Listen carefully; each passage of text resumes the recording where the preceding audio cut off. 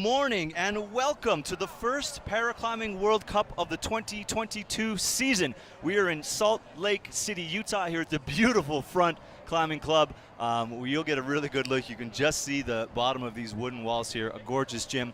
My name is Pete Woods, and this morning I am joined right now. We're going to have a few co-commentators coming through, but starting off, Daniel van Essen, an international classifier with the IFSC. Daniel, welcome. Thank you. Thank you for being on the broadcast with me. Yeah, thank you for having me. Give me a little bit of insight here into what your job is as a classifier as we sort of have a look at the routes here and wait for the athletes to come out. What is it? What's your role and how does it impact what we're doing today? So since last season we adapted the climbing rules to the IPC because, of course, we want to be a recognized sport for in the future becoming to the Paralympics, but we'll see. Hopefully we get there. And since then we need international classifier to see how different impairments we can place them in different groups. And I'm here for the physical impairments. And there's one big part, and the other big part are the visual impaired climbers.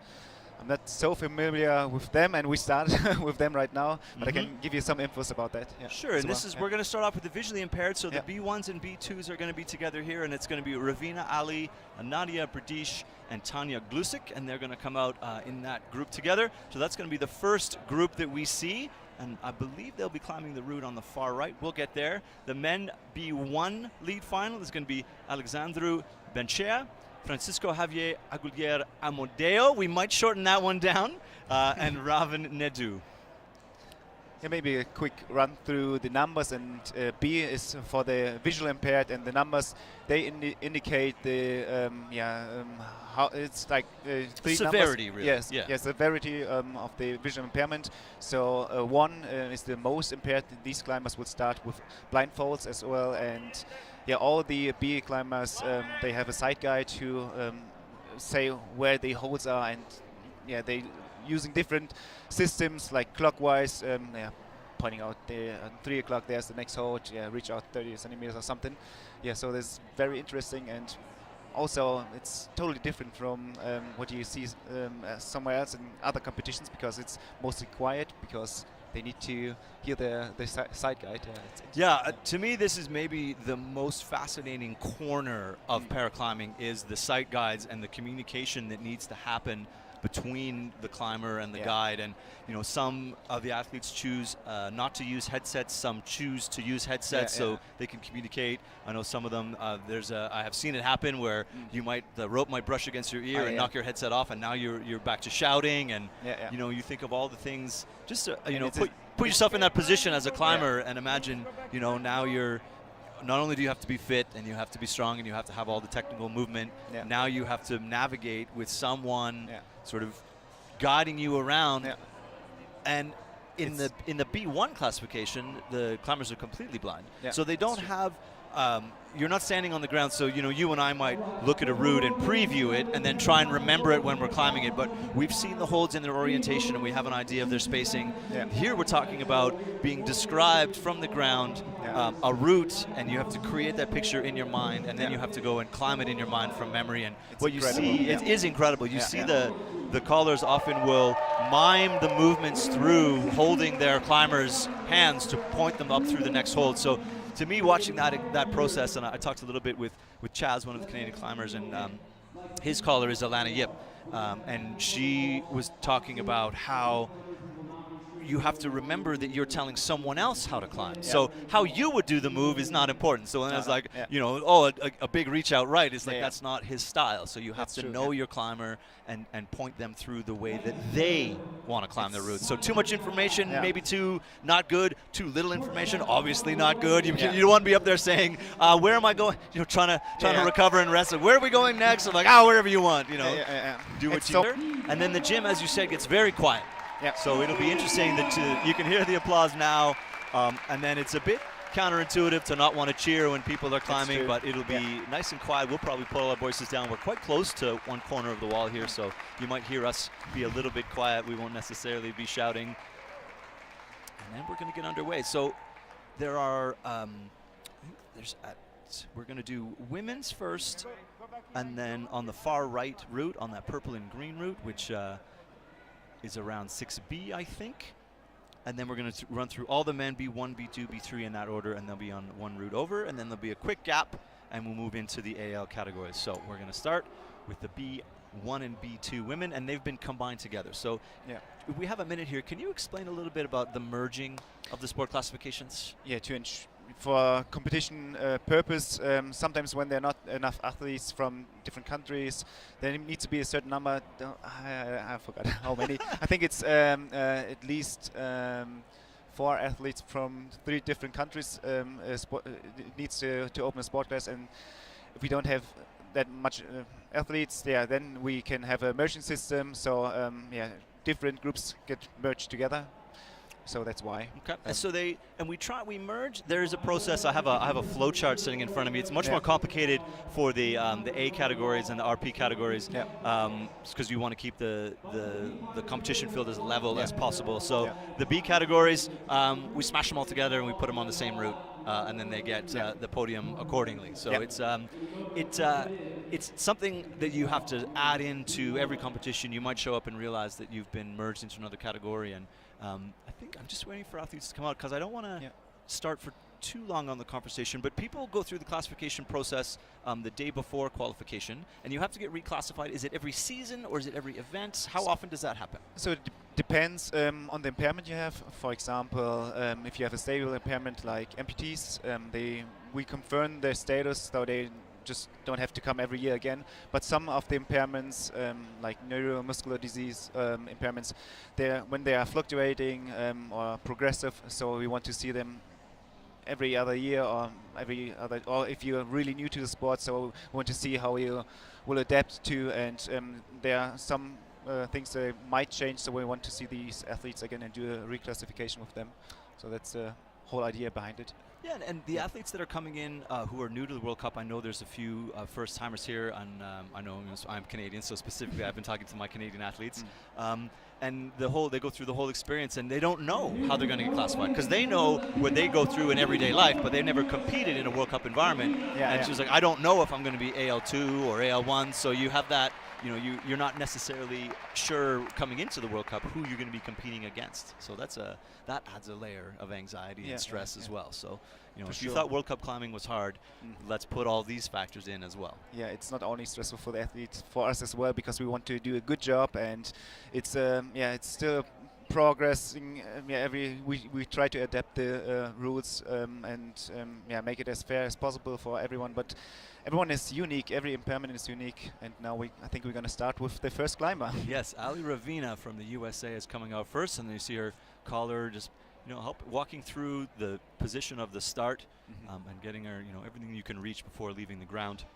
She's going to get an idea of where to get to, and then there's a lot of remembering where you are in space for the visually impaired climbers. We as climbers get used to remembering where a foothold was as we climbed past it, but necessarily didn't use it. Maybe like, oh, that's the foothold I'm going to need in 2 moves from now. And you need to have a good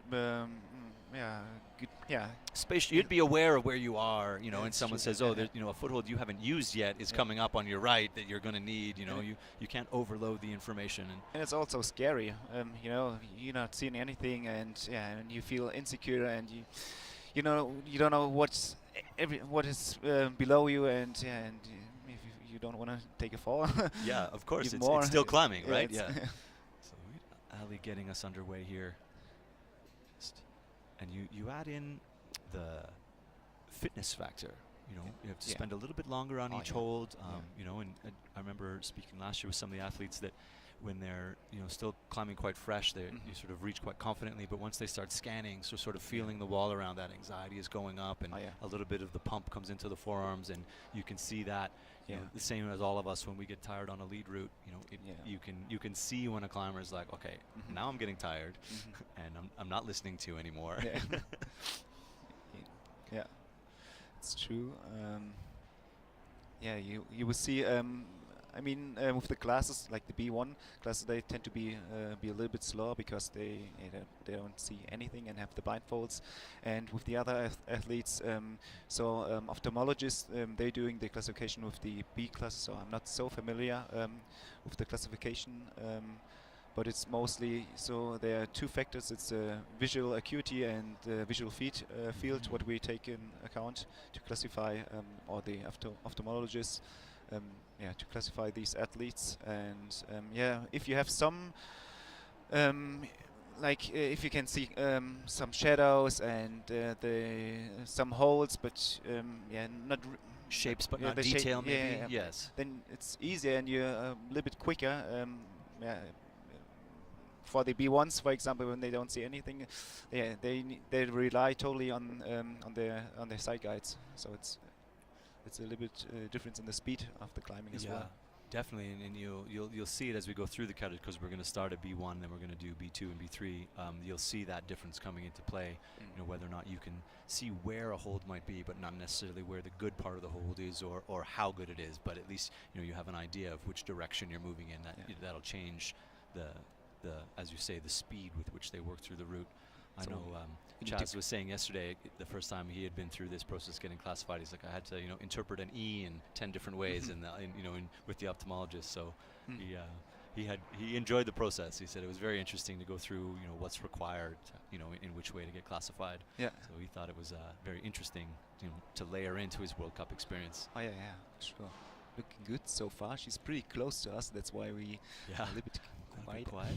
Yeah, she's just coming up to that first tier height of the gym, and climbing very well. Just getting that, just trying to find those rest positions. I guess the next holds, now it's getting a little bit smaller with the holds on the wooden box here, the volume. And the chief route setter was saying that this route, just at about this height, it's going to start to get a little bit more difficult progressively. The holds are going to get a little smaller. The footholds are going to get a little smaller. So it's going to provide some challenges in accuracy. Trying to find the small footholds you see even there. There's some dual texture, that the black foothold and the one just in the middle of your screen. So you don't want to step on those. No. The false confidence of a dual textured think hold. Also blocking the hangers because Oh right, yes. That's what that is. Good call. No worries, I got you. I didn't even notice that. Could have told me that sooner. Thanks, Daniel. Yeah.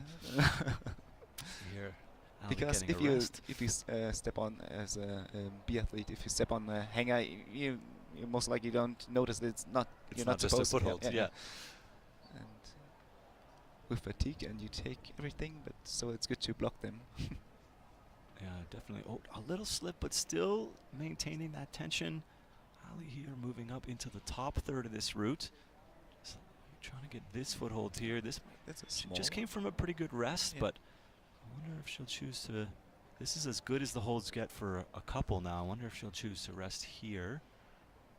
And it comes down to the information that you're getting from your partner on the ground. Yeah. And then now you see that open hand crimp. Things are getting tricky there. Oh, saves that. Yeah. If she can find that foothold, yes. That's an excellent save from Ali Ravina. Just trying to, just came up short of that next green hold. Good climbing to lead us off on our Paraclimbing World Cup finals day. Ali Ravina getting well up past the midpoint of this first route. Really good climbing. For those who are just viewing now, it's maybe also a possibility to try it at the home gym with the climbing partner, trying to climb with a blindfold, for example, and see how difficult it is. Yeah. See here, she just didn't have enough extension to get up into that purple crimp, and you saw that left hand that she was coming through. I mean, that's as bad as a hold as you want to see on the lead final. Yeah, I agree with you, Daniel. I would encourage you to.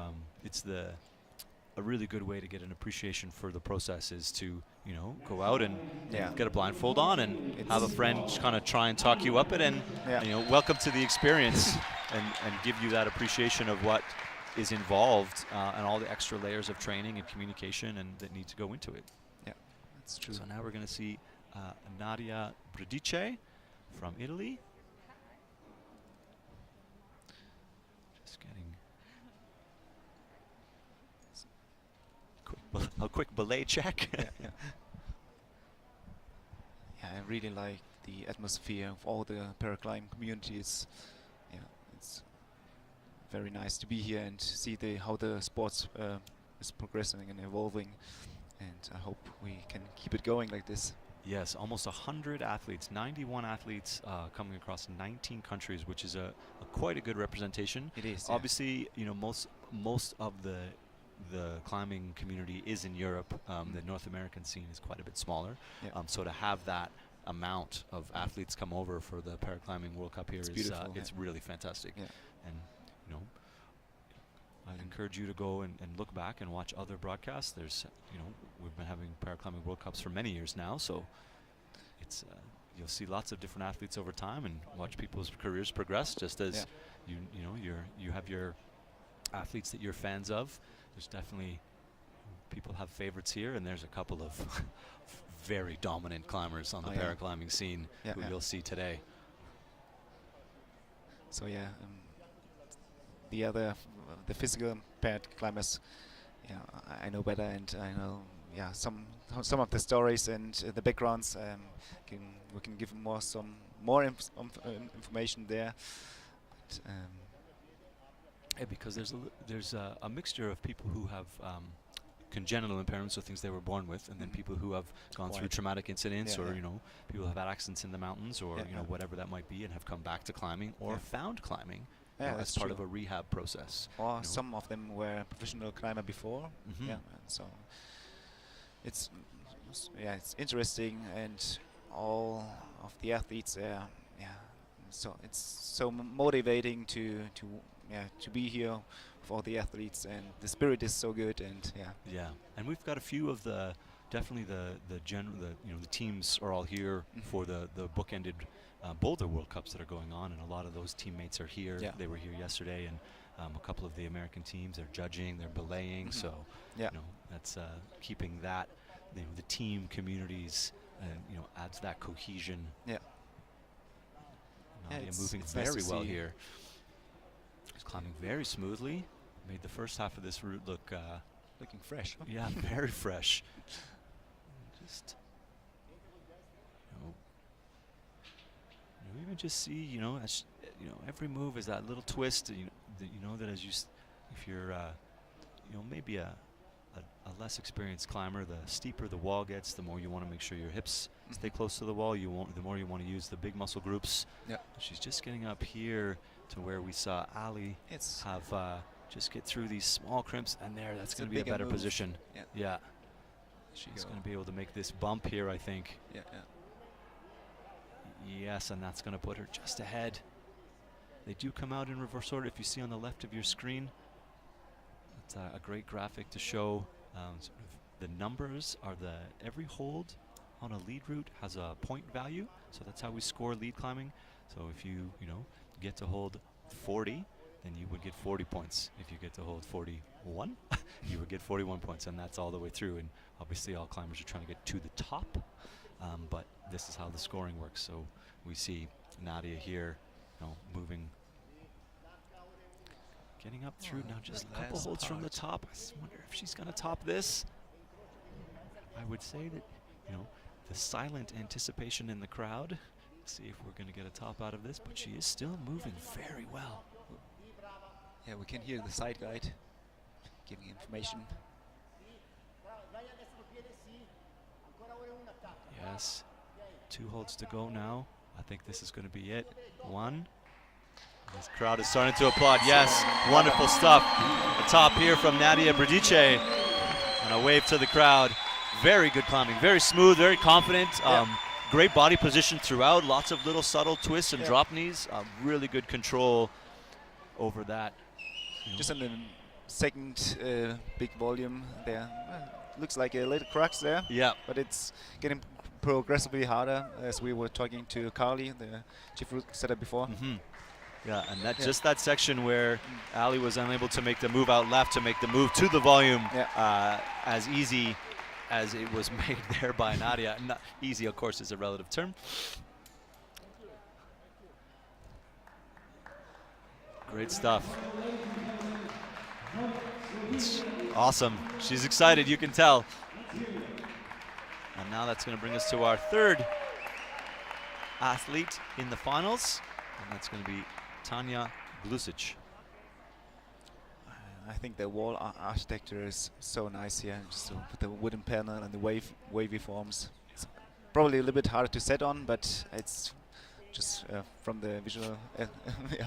It's disappointingly a lot harder to set on, and it's beautiful. And yeah. You watch the route setters and gym designers argue over, but it's awesome. And they're like, I can't put big holds on it. So sort of the smooth curvature does make it difficult for large volumes. But as you say, it's a very impactful gym. And Tanya here, I was just going to say, off to a very quick start. Yeah. And they do come out in reverse order of how they qualified. So in all categories, the top qualifier is going to be the last climber out. So we do expect to see progression, but not always the case. Some people maybe slipped on a qualifier. Yep. You know, so there are, of course, no guarantees in climbing. It's and true. That's why we watch. It's so good now for me sit here and enjoy the final.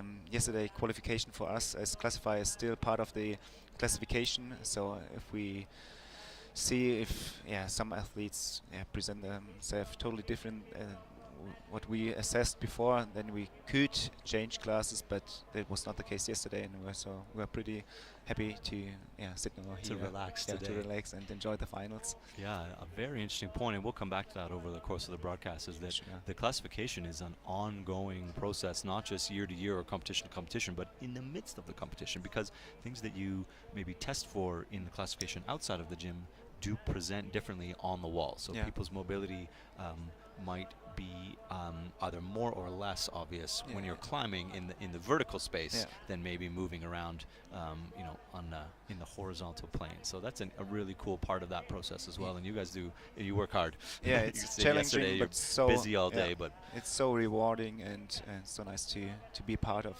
the sport. It's you see Tanya here hasn't rested yet, basically on that. Just keep moving quickly. Just keep moving. This is how when I lead climb. This is me. I'm a sprinter. I don't recover very well. So all you have a time limit. Yeah, there's a clock. As soon as I start climbing, there's a clock in my brain. It's counting down from about 45 seconds. So that's why I boulder. But here now, she's gonna sort of maybe settle into her first rest, try and get some of that pump out, get that lactic acid out, get the blood flow back in again. Just trying to find if you thought standing on volumes was tricky, without and tried standing on volumes, unable to see the subtlety of the angles. So just a short rest there from Tanya, moving on pretty quickly. So now there's the tricky part again. See how this gets navigated.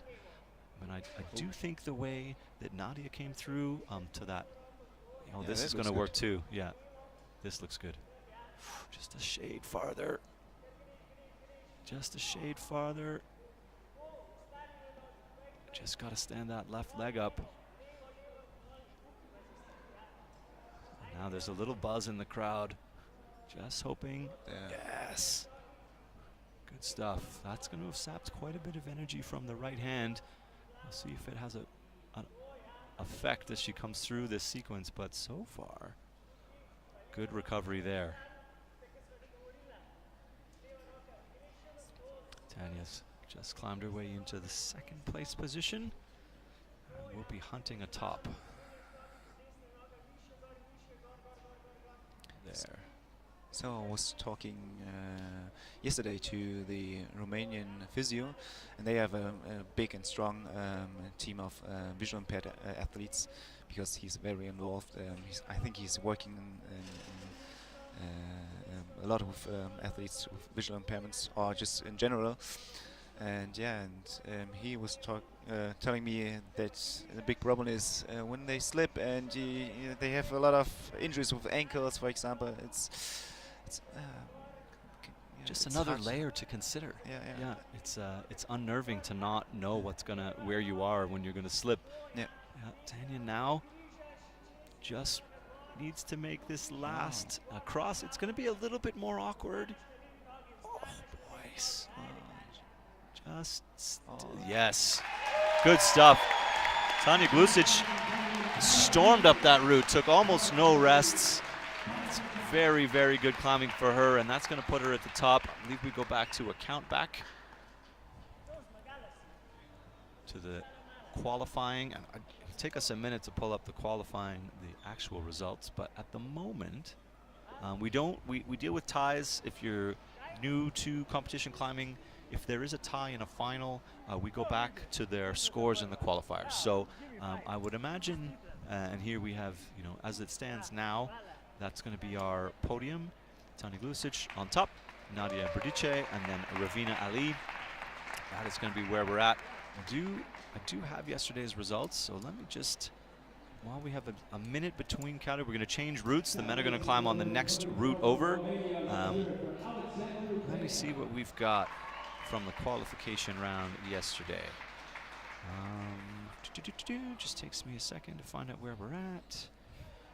Women. So yes, Tanya on one of her qualifications routes yesterday climbed 2 qualifying routes.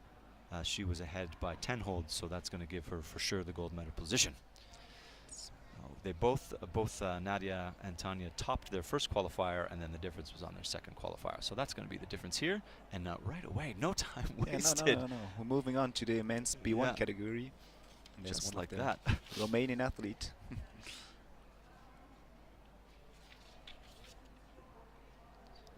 So this route is a little bit harder. We were talking to the chief class, chief route setter. You're the chief classifier. No, I'm not. It's Lara behind us. Right. Yeah, so they're going to step the level up a little bit, and they were, like every competition, the route setters watch the qualifiers very carefully, and then they make any adjustments that they feel they need to make sure that they're not going to have a string of people either fall off at the beginning or everyone top the route. So they definitely are watching, and she did say they made a few tweaks, made some of the routes a little bit harder. They want to see, they want to challenge the climbers. Let me see, Challenger Benchea here moving. So this is more compression-y in the upper part, and it's. What was the grade around? I think 7B. I think this was 7A. This route. Yeah. Yes. Yeah. Either 7A or 7B, right in that middle range. And when we get up into the big black hexagon volumes, she was saying that's that compression style of climbing without necessarily tiny little holds to grab is going to be an interesting, hopefully, test of movement. Something we talk about in all World Cup competitions is that the route setters are finding ways to sort of elicit movement from climbers. So we want to challenge them with movement they haven't come across necessarily before, and that's part of this. You see these in the middle of your screen now. Those large black volumes are just designed to kind of test the climbers in a different way. So the part of climbing is falling. We don't need everyone to top routes all the time. That's not what we're after. So we do have to set routes and create environments in which we challenge athletes until they either run out of gas or come up against something that they're unable to climb through. I think that's what their job is. Yeah, it's an incredible job setting for para, because it's not only you're not setting just for one category sport class.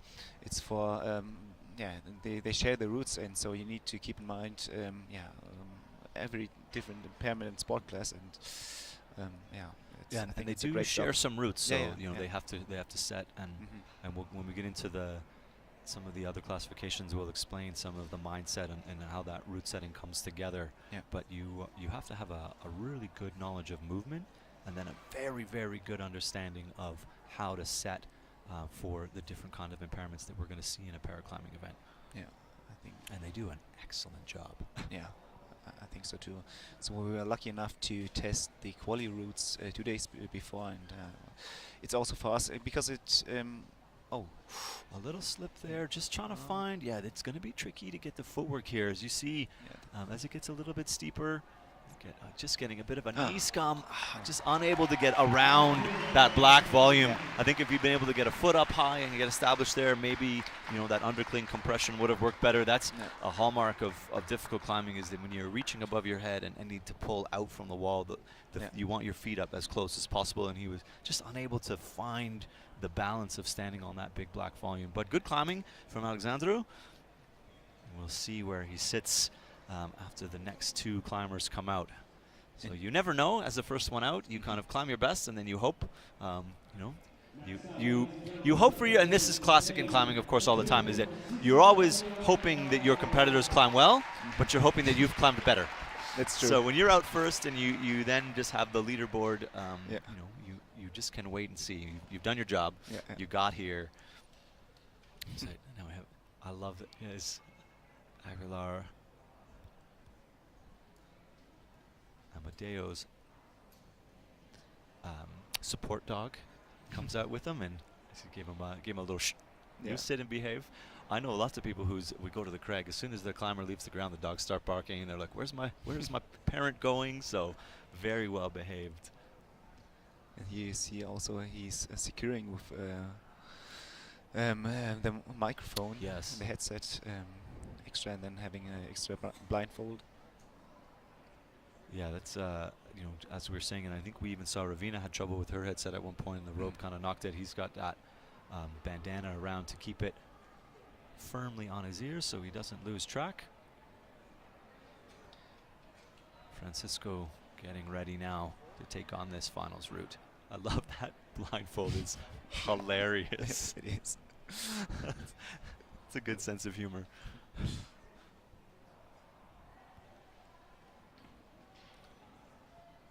That's a photo opportunity I hope that someone gets. Yeah, that route looks beautiful as well. Yes. I'd like to climb these routes. Luckily, I didn't bring my harness so that I can't fall off them and have to come up with an excuse. Oh, you can have mine. No. Luckily, I didn't bring my harness so that I won't be able to try the routes. Maybe you missed my interpretation there. I'm afraid of some of these routes. Let's get that out of the way. We should try and team up. Okay, fine. We'll do it. My bouldering fitness will haunt me almost immediately.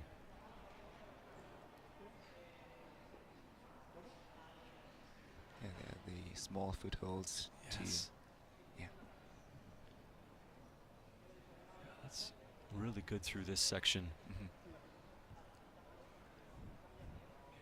And even, that's a great foot swap. Navigating around these big sloping volumes. Finding the footwork.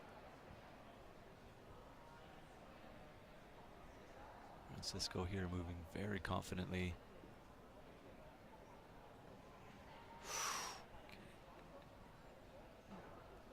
Coming through.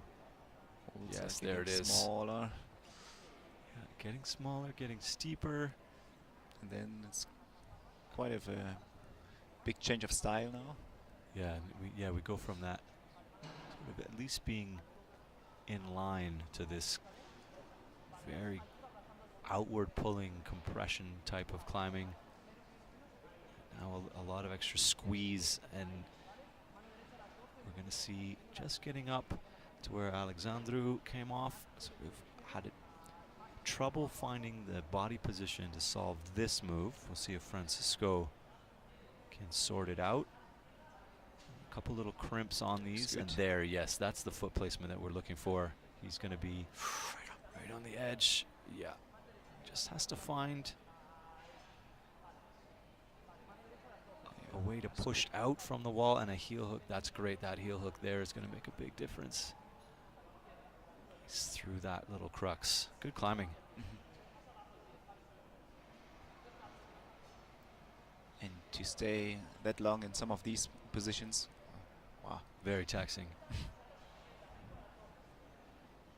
Just trying to get a little heel hook there. He's going to want to get on both sides of this neck. So a very similar move here, but just a little bit farther away. I know that Carly, the chief route setter we were just mentioning earlier, had said that she wants to be able to test some of the visually impaired athletes with maybe some larger moves, some just dynamic movement, maybe some dead points. They're getting very strong, she said, so they have to find new ways to challenge them. And as the sport grows, more people come to it, and you get more training and more people working together. Yeah. That's the natural progression of of a national program. is to find stronger athletes and build stronger athletes. Yeah, and this is climbing right up now, just coming up towards the top third, and it changes styles again. So if he gets through Francisco this section, if you just got to find that foothold, you're going to see another change of style on the last third of this route. And this incredible endurance. Yeah, power endurance here, and this is going to be quite a powerful move here, I think. He's got to come into this next hexagon. Yeah, six hexagon. Really good control there. So much core tension required for that move. Yeah, just looked it up again. This route is about 7B, so it's quite challenging.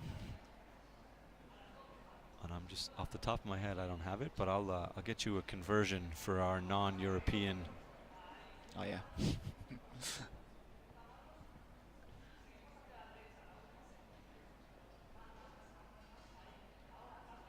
Now in the last part of the route. And you see now big slopers. Oh, that's really good there. Really nice. 7B is getting into about 12B. There you go. This is fantastic from Francisco, getting now just a couple of moves from the top. This is so you can see the elbow starting to come up. This is the pump is setting in. Oh my goodness, a couple moves to go. Elbows going out. Oh my goodness. I think if he can get kind of turned around, he needs to find, this is going to be tricky footwork. The front side of that big pinch is just awful. There he needs to find this. Maybe the toe hook will be enough. Oh, the big move. I can't. Oh my goodness. Francisco Javier Aguilar. Good effort. Wow. Modo getting one hand on the finish hold and just running out of gas. He fought through the last 5 or 6 holds there. Really, really good climbing. Got my palm sweaty. Yeah, I know. You see, we both started leaning forward closer and closer and closer to the monitor. Excellent stuff. And you can see there, out of breath. Yeah. I think even his collar is, there's an anxiety and an excitement with his partner there. Just, you see that last move, the outside of that big blue pinch, if we see our last climber get back up there again, and we have a few more climbers on the same route, it's bad. And he needed that toe hook, and it didn't quite solve the body position for him. So he will have climbed very, very well, but comes up one match shy of a top. And then our last climber of the round is going to be Razvan Nedzu from Romania.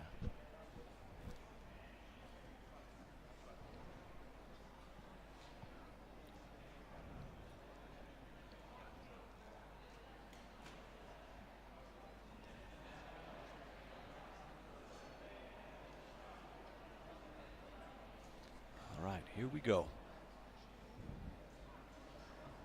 I love the way this route climbs at the beginning, just sort of 3 of the same holds in a row, and then 3 of the same holds in a row, and 3 of the same holds in a row. It was very well put together.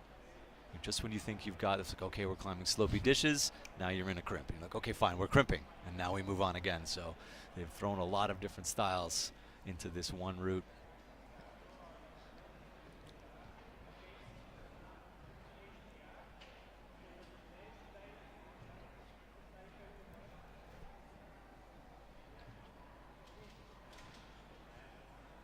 So with the classification of the B athletes, it's I think in most sports, parasports, they use probably most.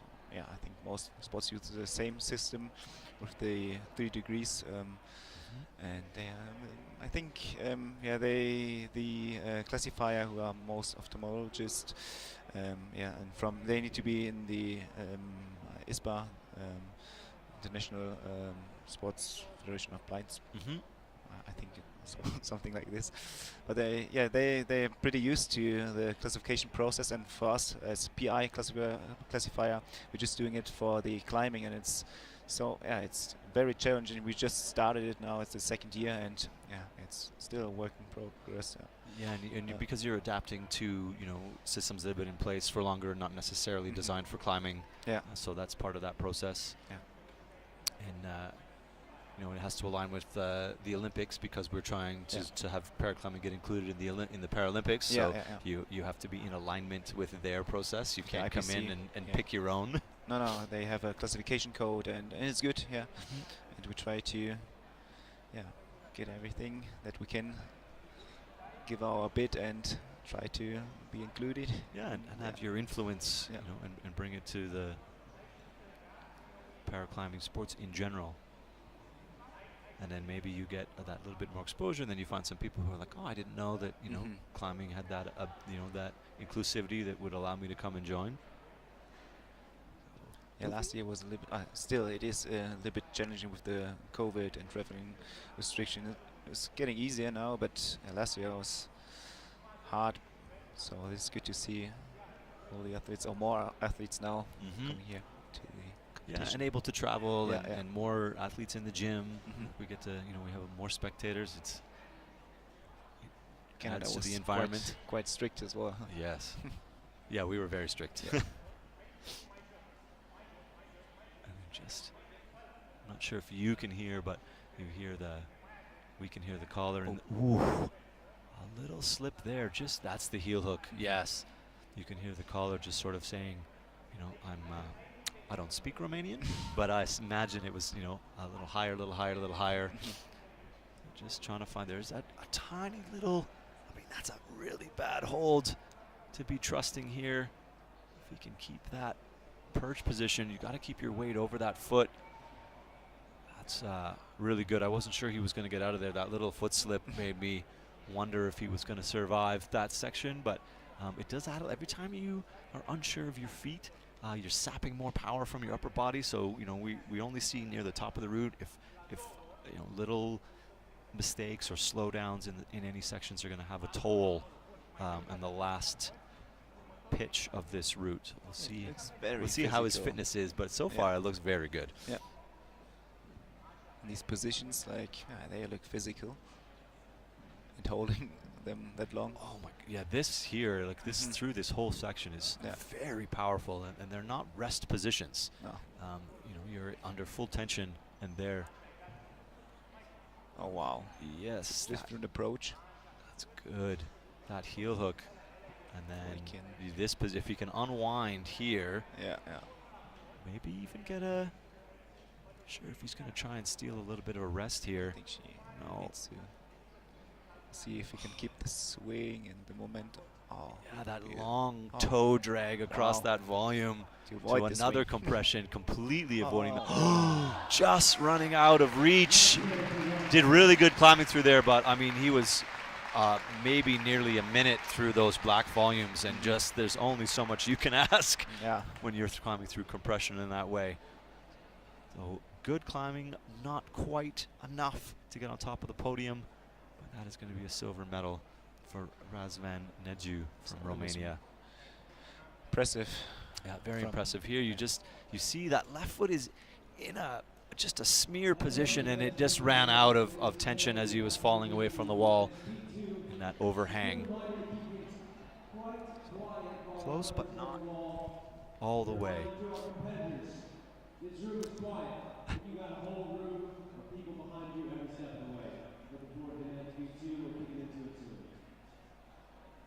All right, so our men's B1 lead, Francisco Javier Aguilar Amodo, is going to be your gold medalist. Razvan Nedzu, your silver, and Alexandru Bencea will be your bronze medalist. Good work from the Romanian team to put 2 into the final. All right, and now we're going to move on to the B2 category. All right, we're going to get things started with. So now I'm gonna get the headset and the mic to our. We're gonna swap. We have quite a few different co-commentators that are gonna join me today. It's awesome. There's lots of people who are excited to be part of the broadcast. So thank you, Daniel. Your insight was excellent. Thank you. And we appreciate the work that you've been doing in classification, and I hope you enjoy the rest of your season. Maybe we see hear us later again. Yeah, we'll see. Absolutely. I would be happy to be on the broadcast with you again. That was great. Thank you. Thank you. All right, so our first climber in the B2 category is going to be Valentin Laurențiu Mois from Romania.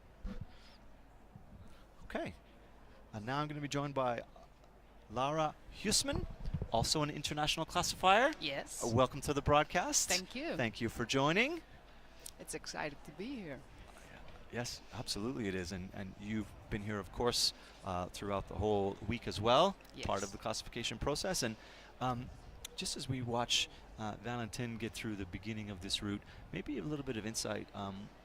If you, as a classifier, do you have a specialty, or are you required to be involved in all of the sport classes?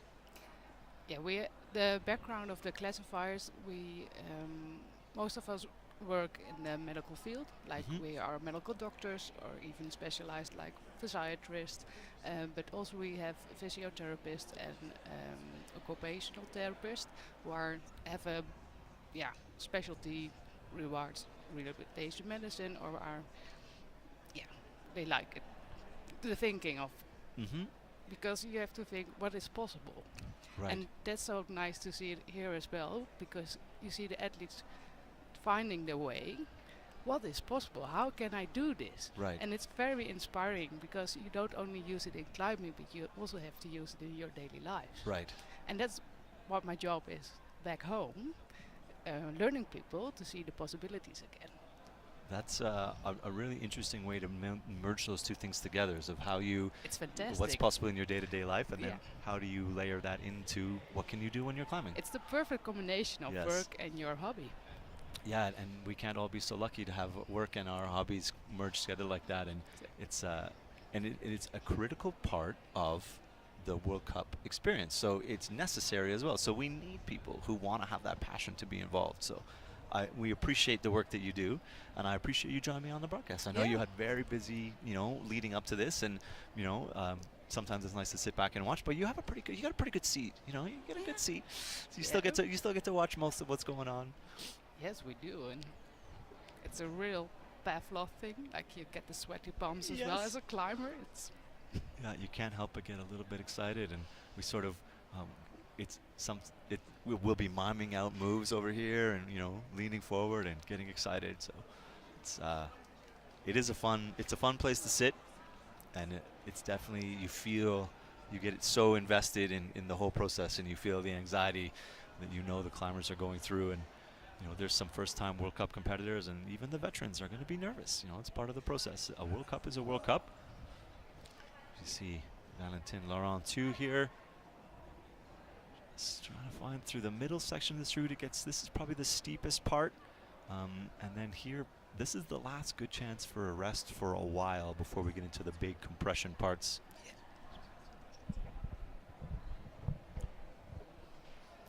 See, just leaning back, not taking a long rest, a couple of little shakes. Left hand, yes, I can hear. That is the first difficult move to introduce this section. That left foot is bad. Just finding this compression. I really enjoyed watching the first few climbers navigate through here. I think it's very technical as well. I agree. There's not a lot of extra footholds, so you have to balance all through. And in the move, when you can see, you can decide which way to go. But now you have to hang in it to the right, to the left. Yeah, and you have to make your caller is making some of those decisions for you. Whether you want to go up to the right or to the left. So they have to make that strategic decision. It looks like he's maybe having trouble here finding that ideal position. You see, trying to find the right foot.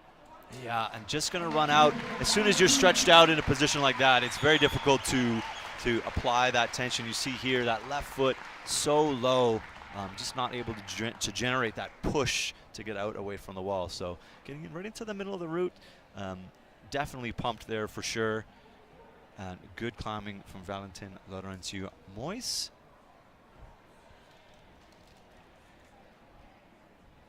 Just see him catching his breath. So the B2 athletes are going to have some field of vision, so either visual acuity or field of vision.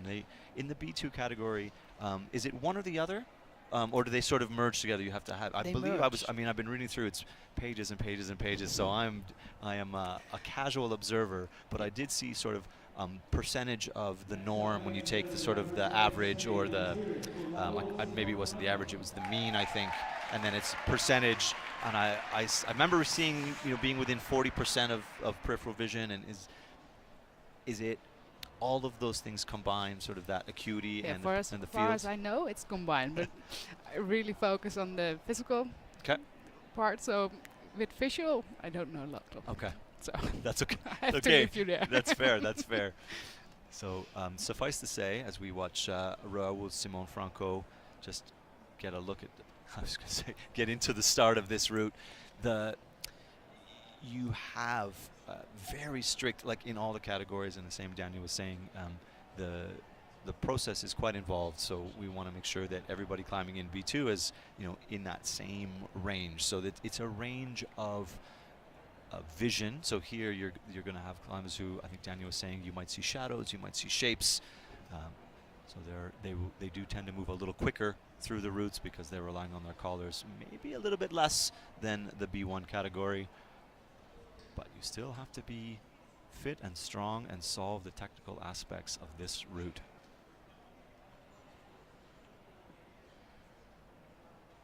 See Raul making good progress up through the beginning of this route.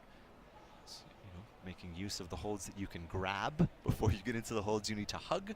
I think somebody, when we were looking at the routes earlier, it might have been Danny, was saying you have to get into the fridge hugging part of this route, and that's exactly what that large volume in the middle. Can you pick up something heavy and move it? And you can already tell the difference. They are climbing a lot faster.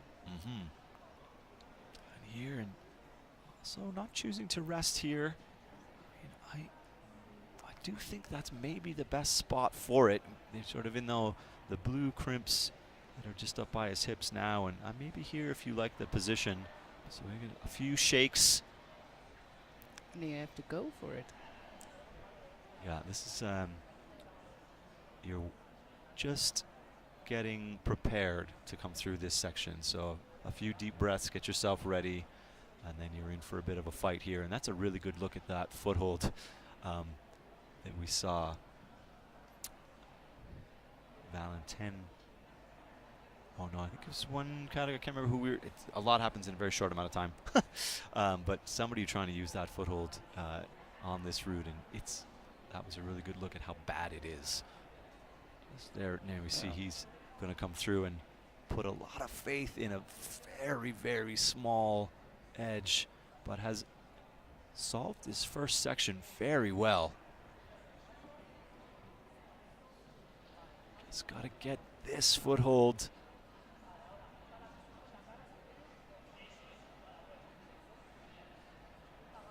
Oh, great control there. Yeah, that's good climbing. And then finally gets out of these geometrics into, I love, that's a creative rest. The forearm bar rest. And then the angle eases off just a little bit here. But these holds get quite slopey, and there is no good footwork. There's just has to get up into maybe a bit of a small box.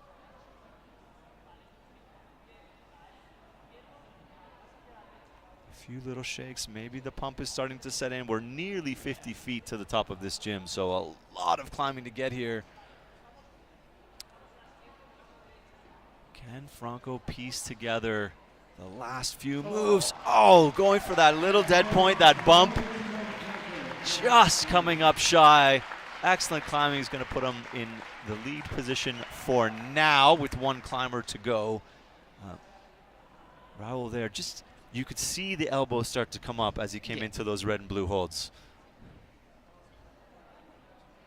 How long have you been a classifier for? Just like Daniel, we were trained last year at Innsbruck. Okay. And I think we are the first classifiers with the new rules. It was a crash course. So you got thrown into the deep end of the pool. Yes. And then every competition that you go to, you're just gaining more and more experience. Yeah, and getting it more relaxed. That's good. Yeah, you get used to the process, and yeah. Is this your first time in Salt Lake City? No, I've been here 3 years ago.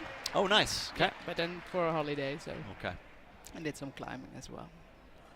Yeah, it's a great. Salt Lake City is a great place to come climbing. I think I'm surprised the number of people who don't know that Salt Lake has this hub of outdoor activity. The skiing is great.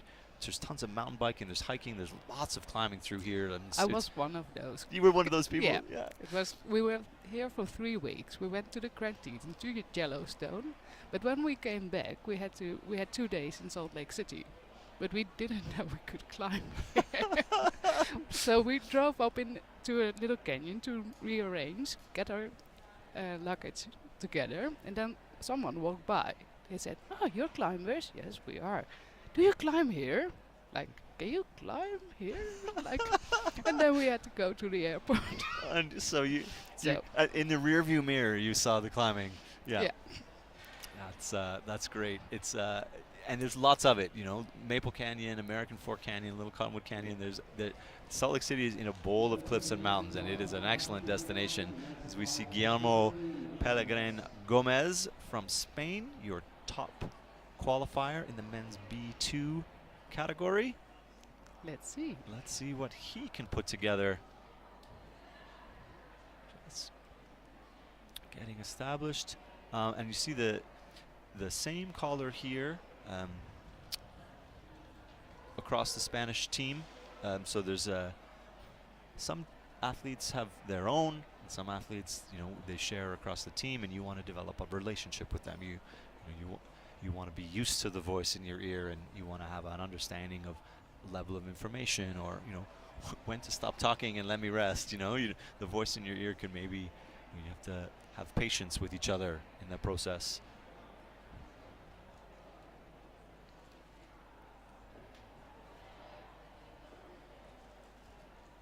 Just want to climb as gently as possible through this opening section.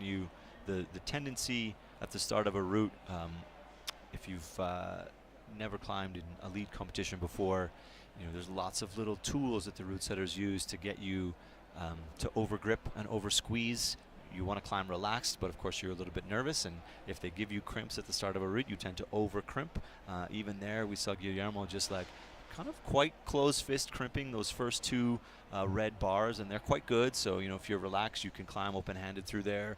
So just a little bit. You want to be sure. You want to be sure, and that's part of the intricacy of setting lead routes is, you know, okay, I'm going to make you less sure, even though, you know, you want to relax. I'm going to make you squeeze here, and what you have to be able to do is just sap energy the whole way up, create complex movement, and then create places where, you know, you make people get tired, get pumped, and that's part of the game. As you see now, the transition into the slopers and the introduction to what is proving to be the most physically demanding part of this route, but moving well so far. Guillermo Gomez. Just want to get comfortable here. Maybe sit back down in your heels a little bit. Rest the calves. And he's going to power right through. And I think it's the most overhanging part of the route, so you really are getting some pump there. Yeah, absolutely you are. I've been doing bouldering comps for so long that I forget how quickly you can get pumped on a lead route. Like, you know, at 30 feet, you start to feel it come in.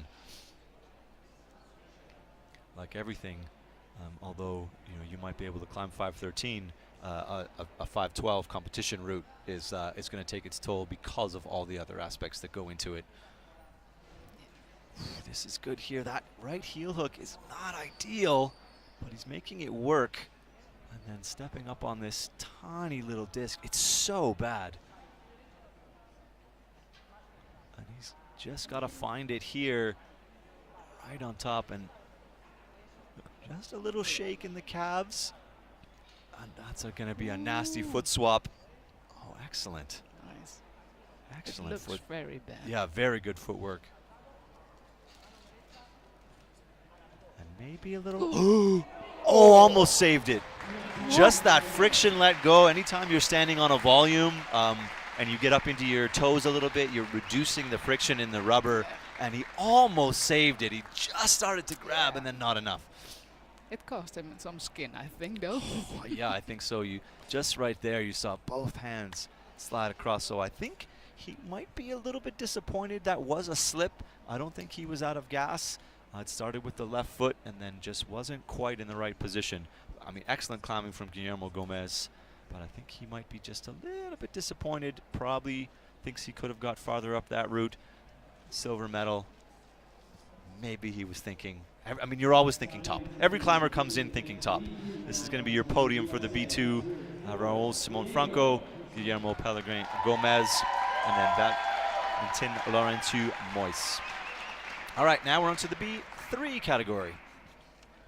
So 4 climbers in the B3 category. And again, if you're just joining us, we are into the visually impaired category. Right, no time wasted from Diego Kuzner to jump up into this route. He's already 3 holds in. If you're just joining us, we are into the visually impaired category, the first category of this Paraclimbing World Cup final here in Salt Lake City in the beautiful front climbing club. And just now getting into the B3. So still with a collar, so you still have that communication, but you're going to have a little bit more vision, just to be able to see a little bit more. As Daniel was saying off the top of the broadcast, you'll see the B3 climbers generally move either a little bit quicker and then just sometimes with a little bit more confidence. So you have a better idea of the good part of a hold, necessarily not just, you know, there's a hold over there. Yeah.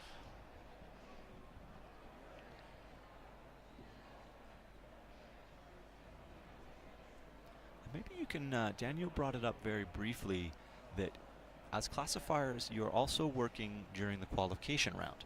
So what is it that you're looking for?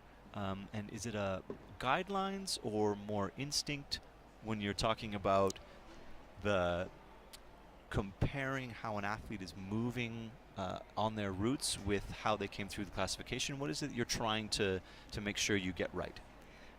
The first part of the classification is like we talk with the athlete, like what's your impairment and how does it affect your climbing, and then dependent on the impairment we can give them some scoring. Oh, and then Diego just kind of got pumped there, I think, was a little bit unsure through the footwork, didn't quite get under his hands very well, and comes off still a big smile, comes off on the just coming up into the middle section of this route. Yeah. And for the PI part, then we do a physical examination. Like if you have a problem with your range of motion, your flexibility, then we measure those. And also for power, and also for the other things you can be classified for. But we really want to see it that also when you are climbing. So if you, in our first, at that physical examination, if you say I can't lift my hands all up, right, but you do it while climbing, right, then we have a problem. Then we have a problem. Then and maybe it's even just you know, when you're in that first environment, it's not as obvious, but when you're climbing, maybe you think differently or you move instinctively. Yeah, and it's also with the physical examination, it's not the climbing itself. Right. So it's very good to see everyone climbing as well. Did you say just another look at Diego? It was just, you see there, he started to get pumped. He was really trying to get out of this right sloper, and then that right foot is not a foot. That's one of the bolt cover. It's dual texture, so everything kind of got a bit sideways for him there, and it started with that, just trying to get purchase on that red sloping dish. It's not a great hold. As we see Connor Geary from the US get started up on this route. So you know, a good representation from the US here at this competition. It is, you know, home turf, of course, so it takes down the travel costs and things like this. And I was talking with one of the advocates and one of the sort of most solid members of the US paraclimbing community is Karima Betts, and she was saying that even traveling, so when you consider traveling across the country as an adaptive athlete, and if you have to bring your wheelchair with you, and traveling can be more exhausting because we can walk around, we can stand in line at an airport for hours on end with no impact, and it's different for these athletes. Yeah. So she said even just traveling across the country can be exhausting leading into a World Cup, and some of our climbers coming from around the world. You're adding a lot to the process. I think you sometimes you have to even wait longer. Maybe you can get up first in the airplane, but then you have to wait and yeah. Just adds. Ooh, Oh, that was Connor just got a little bit overreached there, got a little bit stretched out. I think kind of skipped past that blue crimp that you see in the middle of your screen there. And again, popped off somewhat unexpectedly, it looked like, for him, but just didn't quite have the body position. He got very stretched out, didn't really have his feet under him. And that, those crimps, a couple of them are quite small. Yeah. So he got a bit hung out. You see here, that left hand just trying to find purchase. And then that is more of a foothold. Ideally, you want to be on that blue crimp on the next of those hexagons. But that right hand, it is a foothold. Yeah. And then his feet were very far below him. So unfortunate from Connor there. Just got himself in a tricky, tricky spot. Yeah. But if you have the bad foothold, you're thinking like, oh, I have to move on, I have to move on. Yeah, exactly. That's all of us in that boat. And the right thing to do is to slow down and calm down. But the thing that your brain wants to do is to climb faster and get out of this situation.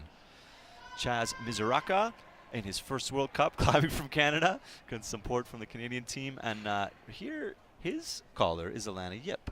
So Canadian Olympian and competing in the Boulder World Cups this weekend. So they met. And these are my Canadians, so I was chatting with them yesterday. They met for the first time on Friday. This Friday? Yeah.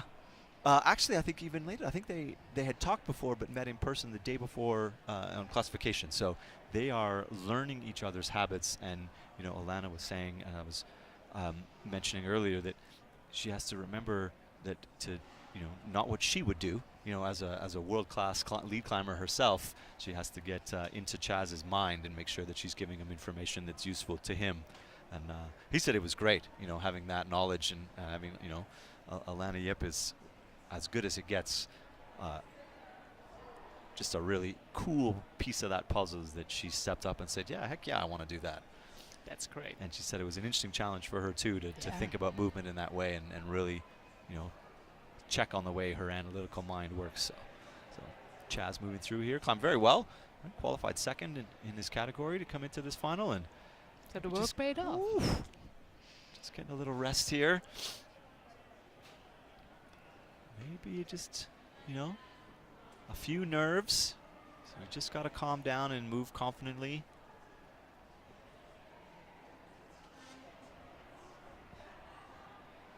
Ooh, nice.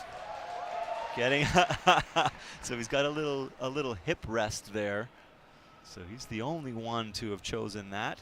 As long as he's careful. Every time a climber has a no hands rest, I get nervous that something's going to slip a little bit and it'll be a decision that goes backwards. But there you see, I'm a little less nervous when at least you put your hands. It's easy to get into the rest, but then you have to get out again with another body. Yeah.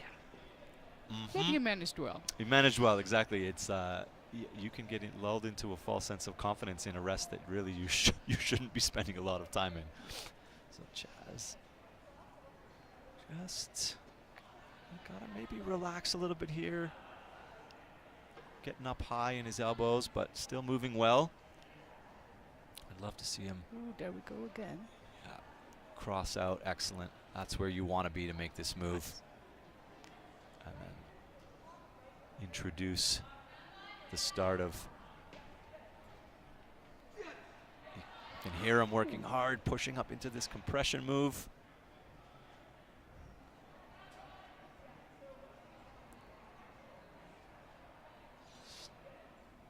Is he going to find a bit of a rest here? Up to this next crimp. Yes, good climbing from Chaz. Puts himself so far at the top of the field. That heel hook is staying. I like that. Good stuff. Chaz Mizuraka just stealing rests wherever he can. A little shake here, a little shake there. It's sometimes that's the telltale sign that you're trying to fight the pump away. But this heel hook good as well. I can hear Alana Down out of my left ear. Bring that left foot down.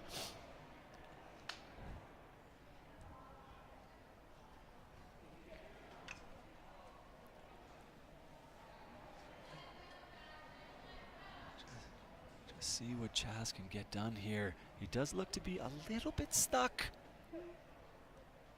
Gotta make, oh, that right foot. Yeah. This is a hard swap. Oh my goodness, can There he he make the goes. heel hook? Yes! Chaz Mizuraka absolutely fighting through this section.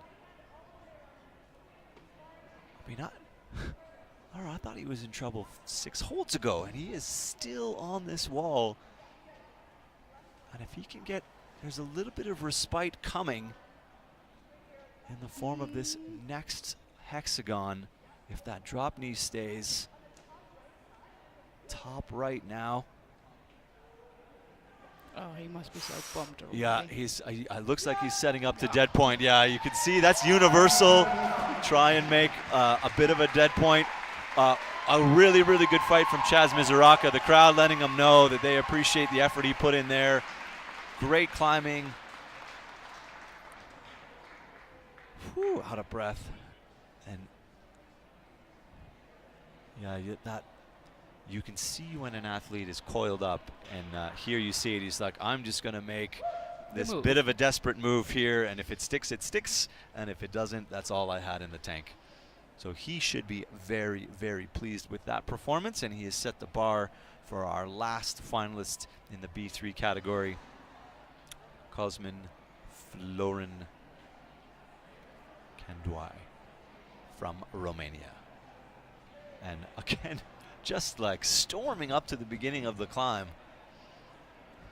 Didn't spend a lot of extra time thinking about it. Climbing. Yep, just saving energy. Yep, let's go climbing.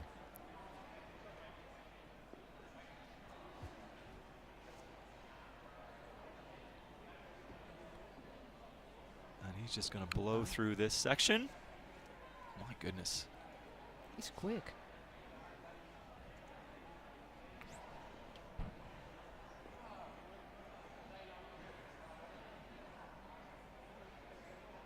It's a good look at the angle. Every time we have this wide shot, you can see A, how tall this wall is, and then B, the angle that they're climbing through.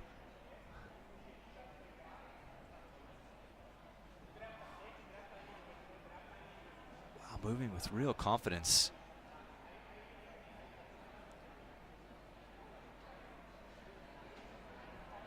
Cosmin just finding every position right away. Yeah.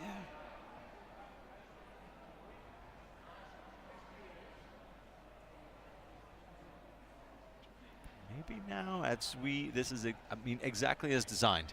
This is what the route setters were talking about. Let's present some challenging movements, some challenging body positions here. You know, when you're dealing with volumes, you have lots of options. You can be 6, 8, 10 inches of space that you're trying to grab around. Everyone's going to choose it differently, but look right through there. Cosmin just powering through this section. This is really good climbing. That's the move that Chaz couldn't quite put together. So this right here is going to put the gold medal firmly in his hands. And now we see if he's got enough gas in the tank to get a top. Would be nice. It would be very nice. I agree. That's a powerful move. I love it. Yeah, I'm going to go out on not a very small limb and say that this is going to be a top for Cosmin Canduai. Yeah, there he goes. Yes, there it is. Fantastic climbing. He absolutely blew up this route. Yeah. That is a gold medal performance. That is a top from Cosmin Florin Canduai from Romania. A really strong performance from all of the Romanians across these first few rounds. Something is going right in that training program. Yes. I think they have a lot of experience. And there's a pat on the back from Chaz. I saw them hanging out a bit yesterday. It's like I saw his Instagram story too. My strong Romanian friend Cosmin, and a lot to learn from your fellow competitors. you know, there's, especially in your first World Cup, it's nice to find someone who can maybe settle some of the nerves and, you know, put some of their strategy out for you to take advantage of. And So I think that's the good thing in this climbing community. They cheer on to each other. They really, yeah. Yep, they absolutely do, and it's probably the best part is watching that camaraderie. So that's your podium there. Cosmin, Florian Kendoy, Chaz Mizuraka, and Connor Geary are going to round out your podium, with Diego Kuznir coming up just shy of that bronze medal position. So we are going to change now. Things are going to get a little bit spicy. We have 2 categories running at the same time, and now we're getting into, it's going to get loud in here. So that is the visually impaired categories. We've moved on, and we're going to get started with AL2 for both the women and the men. And maybe you can help us here when we're into the AL categories. So this is the presentation of all the athletes across AL2, AU2, men's RP3. Just trying to catch everything across here. I'm looking at my list. So AL2, women's AL, and then men's RP3 and women's AU2. As it gets very loud in here, I love it. We're going to start off with the AL2. What are we looking at in that classification in this sport class? The AL2, she said. Yes. Yeah, it's the amputation of most of the times of the lower limbs of a congenital deficiency. Okay. And they are straightforward. You say straightforward, but we... You see what's missing. Yes, so. Fair enough. Straightforward for you watching at home, right? These are, you know, we can, as you say, we're in the mostly amputations in this category. Yeah, most of them. Yeah, and as you say, some congenital. And they are going to climb on 2 routes. So the women are going to climb on the route you just saw, and the men are going to be on a route that we have not seen yet. So the AL2 lead are going to come out in this order. We're going to have Ethan Ziltz, Frederic Leys, Sebastian Menze, and Albert Guardia Ferrer. And the women's AL2 is going to be Tanya Chavez, Sarah Larcombe, and Rachel Maya from Australia and New Zealand. That is, I mean, I think that's got to be the farthest travel time. Australia and New Zealand is, that's really coming a long way. And then we'll get back to the start lists. We're just going to run them all through you here. So as we get into the RP3 and the AU. So in the RP category, we have a minute or 2 to talk about that. In the RP, what are we now talking about in that sport class? Like the impairments, you mean? Yes. Yeah, we have all kinds of different impairments that are eligible for the RPs. Okay. So you can have a loss of power in there. You can have a problem with your mobilities. Okay. But there are also some neurological symptoms you can have, like a very stiff muscle tone. Okay. Or just problems with your coordination. And it depends on the severeness of that impairment in which RP class you will be in. So we'll see a much wider range there Yeah. of people in those sport classes. And as we get underway right away, you see in the background Ethan Ziltz taking off on his route, and Tanya Chavez is gonna this really, really cool route on the men's side there. It's black and blue. It comes around the corner, and the route setting here gets interesting. They have to consider movement from both the left and from the right. Yeah. So the route setting gets more complex when you're into the AL categories and the AU categories. In all the PI categories, I would say. Ethan moving well around this first section, kind of blowing through, and this we think is probably the hardest route of all the finals, getting into maybe 7B. 7C, I think. 7C. We were joking earlier, we were talking with the chief, and she was giving through all the grades, and you know, I was taking notes on some things, and I'll remember all the grades of the routes. Obviously, I'm going to remember. And close. Close, but not quite.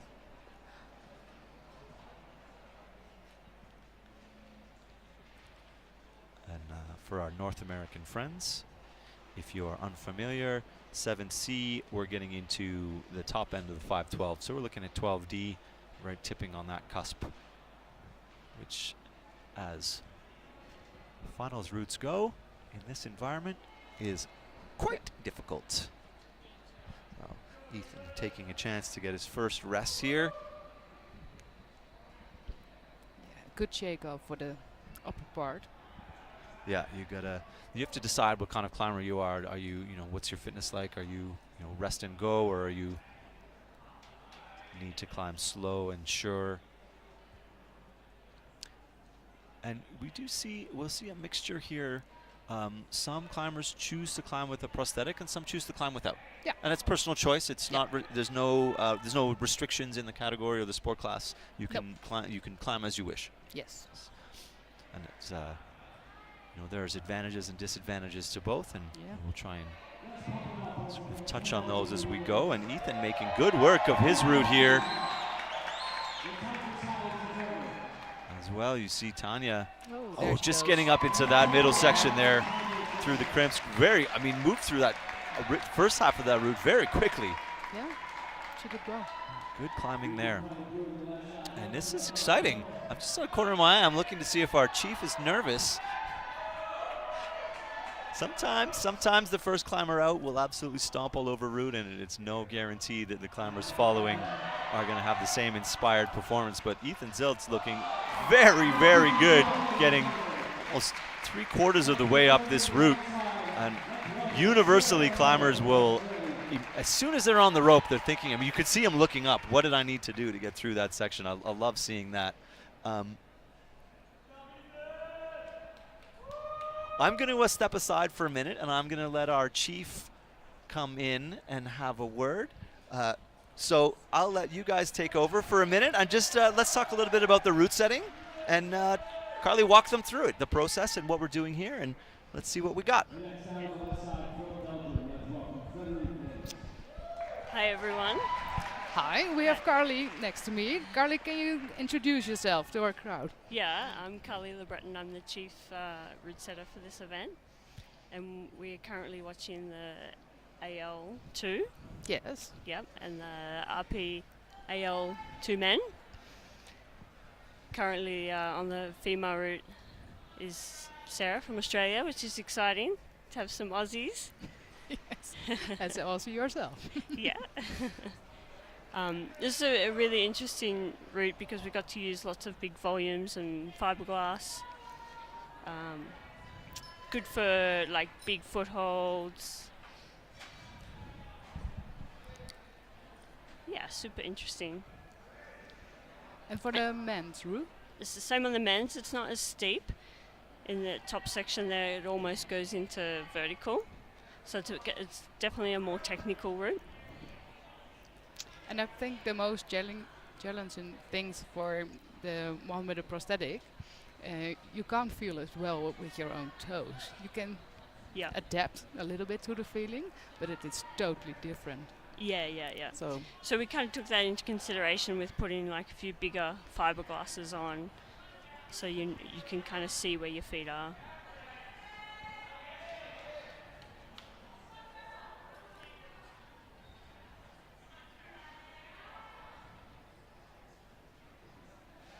So once, Sarah's about to head up into this next section, get up into these bigger volumes. Kind of look like a honeycomb section. Yeah. But still quite overhanging. Yeah, especially because they're sticking out, so it makes it that little bit steeper. She's doing well though. Yeah. Once she kind of steps up a bit, it's. And over on the men's, we're coming into that. Oh. The less steep section. Yeah. It's getting a little bit more technical. Yeah. You really have to look. What do I want to go next? Yeah. Where do I go? Yeah. Oh. Sarah just fallen off midsection there. Extremely well. With the men's route, it's really long.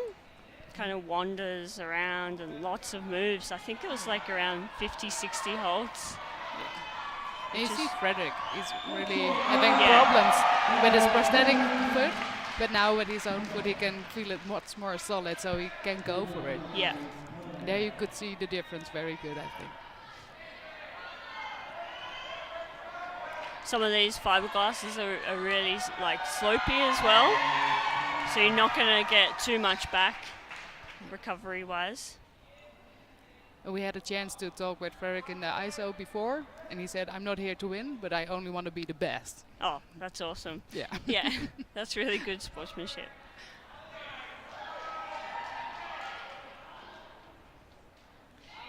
I remember watching him last year in LA, and he just gave it everything on the climb.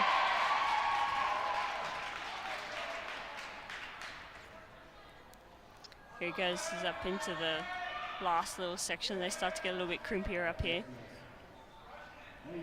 But he's doing great. Yeah. Steady going. Elbows come out. There will be some pump here. Whoa. Oh, it's getting pumped. It's getting pumped.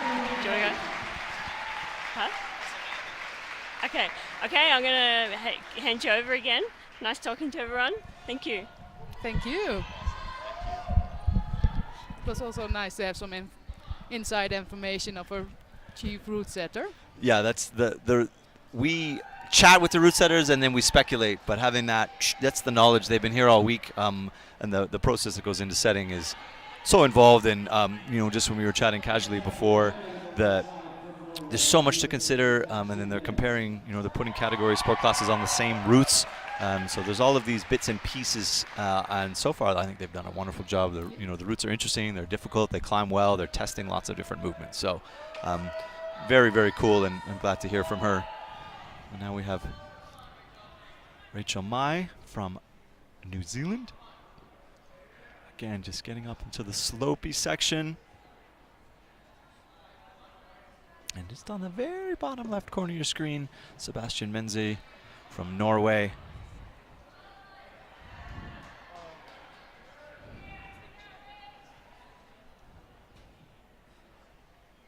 This is really good movement here, finding good positions.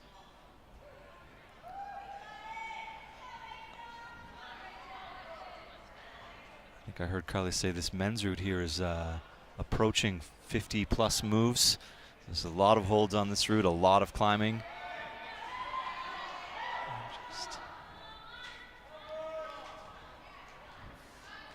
Sarah getting close if she can get through this first of the. I think I heard. Ooh! Just a little slip there, just trying to get that left foot placement established and get into this. Really got to push, just going to come up short. That is that introduction to that section we've seen across quite a few of the climbing classifications come through there. It's burly, it's hard in there. Yeah. So we'll focus on Sebastian here for a minute as he tries to catch Frederick Leys and Ethan Ziltz, who are sitting, I think, tied at 39 at the moment.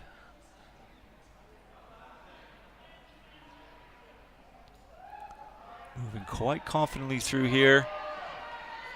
And it's approaching vertical, but still steep enough that you really are going to feel it in your forearms. Oh, a plus is the difference there for Ethan, so he's just ahead.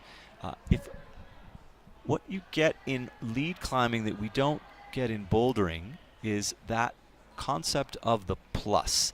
So if you grab a hold securely, you get the point. Oh, you see now really fighting Sebastian here, just approaching that spot where Ethan and Frederick came off. So he's going to come up just a little bit short. So 39, he's going to be sitting even.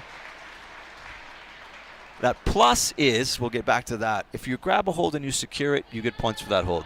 If you make a movement in the direction of the route, so you can't just sort of flail out to the right, you have to pull and move up towards the next hold, you get a plus on that hold that you were on. So that's what you saw there, Ethan with a plus. So he was on those two holds that Frederick and Sebastian were on, but he made a positive movement in the direction of the route.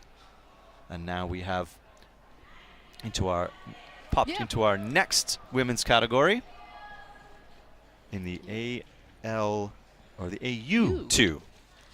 I didn't put my glasses back on. So thank you so much, Lara, for joining us and putting your input in.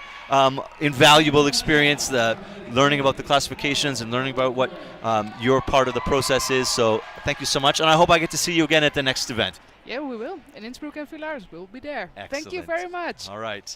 And we're going to swap into Karina Wimmer from Germany, a German climber who climbed yesterday in the qualification. Unfortunately did not make it into the final, but is going to give her insight and as a paraclimbing athlete. Welcome. Hi, thank you. Thank you for being here. Thanks for joining us. So, I mean, disappointed that you didn't make the final, but good to have you here, and I'm happy to have your insight as we get into the middle of this competition now. We've swapped in on the women's side. We're in the AU2 category. And Oh, look, nice rest. very clever. She has that same hip rest that we saw Chaz get in the B category. Sometimes dangerous to get really stuck into a rest there. It feels comfortable while you're there, but sometimes tricky to get out of, although it looks like she is going to have no problem. Giovanna Dubuc moving through here. Just trying to sort all pages out. There's lots going on here. And we still have men climbing on the far side, but we're going to focus on Giovanna for the moment. Kind of give us a little bit of insight here. Obviously, the sequences are different when we're talking about left and right, and we've seen different sport classes come through these routes. What are you looking for when you're previewing your routes, and what are you taking into consideration as we watch Giovanna kind of solve this section with, very different beta? Of course, the side where your stump is, and if you can reach the next hold. And you also have to consider how thick your stump is, and if you can go between the wall and the chuck, for example. And This is that's Nice. really clever footwork. And interestingly, she's climbing without tape. She doesn't tape her stump, so I think it hurts. Yeah, and that's as you saw some of the climbers climb with their prosthesis on, and some not. We Some are not climbers allowed choose to to. tape, and We some are don't. not allowed to use prosthesis. Okay. We are only allowed to use protection, so Okay. for example tape. And I think since this year, some types of gloves. Okay. Yeah. And can it have friction? Can it be made out of shoe rubber, or does it have to be? Are there No, rules it's really more for protection. for protection? Yeah. But she has worked this out. That is, it's really nice. really, really clever. Come on, Joe. Yes. Oh, and getting a rest here. That was a struggle to get up through there. You can see every time a climber Really tips their nice head error. back. Very good climbing. She's happy to have made She's it really through. creative in climbing. Yeah, creative is the right word. Yeah. And then on the left side here, we have Albert Guardia Ferrer. He is getting right up into it. Oh! That, if I'm just going to go off memory, that is at least tied as Giovanna comes out on the men's route. That's, if not tied for that top position, it's going to put him in the top position. It's going to come down to just me remembering what score that hold is. And Giovanna, after a very long fight to exit into those red and blue sloping dishes, just came off looking exhausted. She was a long time up there. Yes. So the top half of that men's route pushing people away. So Albert is going to be ahead of Ethan on count back to the qualification. They both got to that 39 plus. Sebastian and Frederick are going to be in that third and fourth position, again, based on count back. So 39 and 39 plus, right in the middle of your screen, just exiting that black volume. And I think the next category is on the wall on the left side. Yes, we're moving on. So on that side, we are going to Could be be into RP3, man. RP3. You are, your memory is better than mine. You are absolutely correct. So in the RP3 category, what should we be? And he's like 6 holds in already. Some climbers take time, and they stand at the bottom of the route and get together, and some are just like absolutely diving in. And this is Seamus Boulian, Canadian. So in the RP category, we're talking about range and mobility and power, stability, these kinds of things. Yes, and muscle hypertonia, so high tension in the muscles, and ataxia, so you have problems in coordination. But I think RP3 mostly are a limited range of motion and limited muscle power. Yeah. Got it. Seamus here. I said moving very quickly. So in RP3 you often really can't see the impairment because they can compensate it really, really good. So you don't see it, but it's there, and you often notice it when they are higher up, because after a few minutes you can't compensate it that good anymore.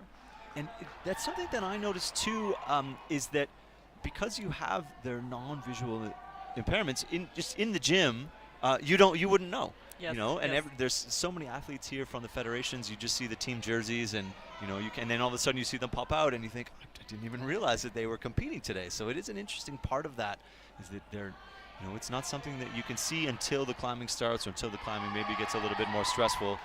Seamus climbing well here on only his second World Cup.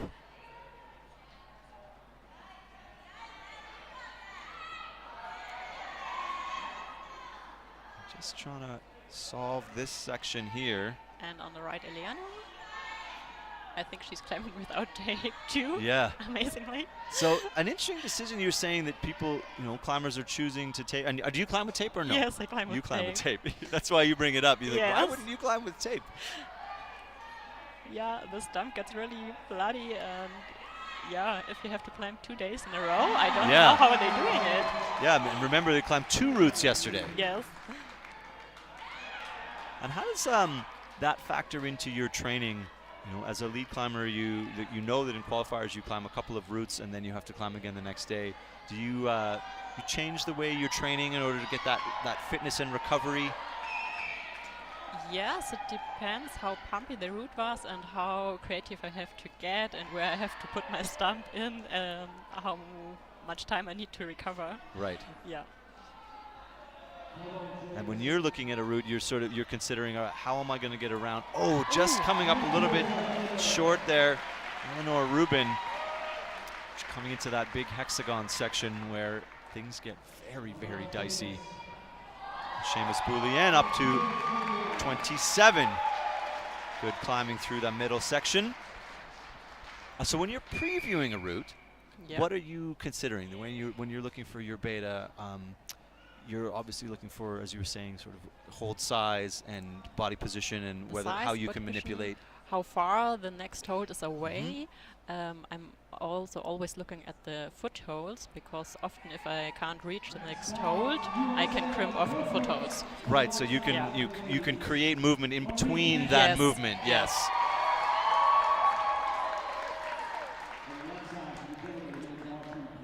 Maureen Beck, veteran of the U.S. team. And just out of the left side of your screen, that's Jared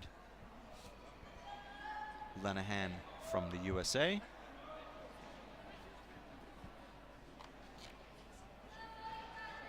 And you were telling me that you've been climbing for about 7 years? Yes. Yes, and you just sort of went all in. You were like, oh, climbing's kind of fun, and you know what, I'm gonna work in a climbing gym, and I'm gonna get all involved. Well, at the same time, you're finishing medical school. Yes. And training. A little bit busy sometimes. And training to climb on the World Cup. So you didn't think you were busy enough. You wanted to layer in a World Cup competition circuit. Are you doing all the events this year? Yes, I'm doing all the World Cups. I asked in the hospital where I'm working right now, and they said yes, thankfully, that I'm allowed to go. I think it's amazing. I mean, I had enough time trying to balance climbing with what shows I want to watch on, when I'm sitting on my couch. So it's really I'm tricky very sometimes, impressed. but I can't always train as much as I want to. But I go anyway to the World Cups because you don't want to miss them. I agree, and I love that you're putting that much effort in. And when you come out, you were mentioning that you'd like to stay involved in climbing as a maybe in the classification, but you want to take your knowledge in medicine and apply that back into paraclimbing. Yes, somehow I have to figure out how I want to do both climbing and medicine, and being a classifier in paraclimbing will be a good option. And I did the seminar last year in Innsbruck, so I have already the insights and to know how it works. So I can't do both at the same time. Right. For good reason, but so I can switch at any time. You see Maureen climbing very well here, putting herself currently in the top. Yeah, I think Meiringen is one of the few athletes we have who are full-time athletes. Yeah. She came up, came off looking like she had put everything into that, just getting into that section of the honeycombs. Jared now approaching Seamus's high point. Yeah, you're saying Maureen is one of the few full-time athletes, and I mean, it's hard to be full-time as an athlete in any sport. Yes, and climbing especially being a little para. more out there. It's a lot of. Ooh! Almost a really good save from Jared. Lenehan coming up just a little bit short of where Seamus was. It looked like he was going to be able to recover that big compression move, but didn't quite get it. Oh, there's Lucia. She's next on AU2. For example, Lucia, she uses a glove. And I mean, I'm curious. We, as climbers, are always looking for every advantage we can get, you know, and what are we finding? And you have to assume that some people think it's an advantage to not climb with tape or protection because there's a different tactile response. So is that part of the factor? Yes, absolutely. If I tape it, I have less flexibility, but I have more skin. So yeah, you always have to think about what is more important to you or what brings you far up the wall. Exactly. And Lucia. And I think her glove is really good. I think I will get some. Like ask her where she got it. Yes. Yes, yeah. And when I spoke to her last year in Los Angeles, she is the athlete representative. Yes, she's our athlete representative on the IFSC board, and she was very excited about that role and bringing, you know, that perspective onto the IFSC competition circuit and mindset. You see Jamie Berendrecht also moving very well, you know, into the first half of this route.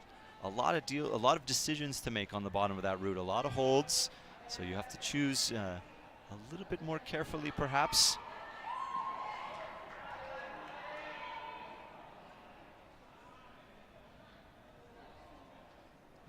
I was very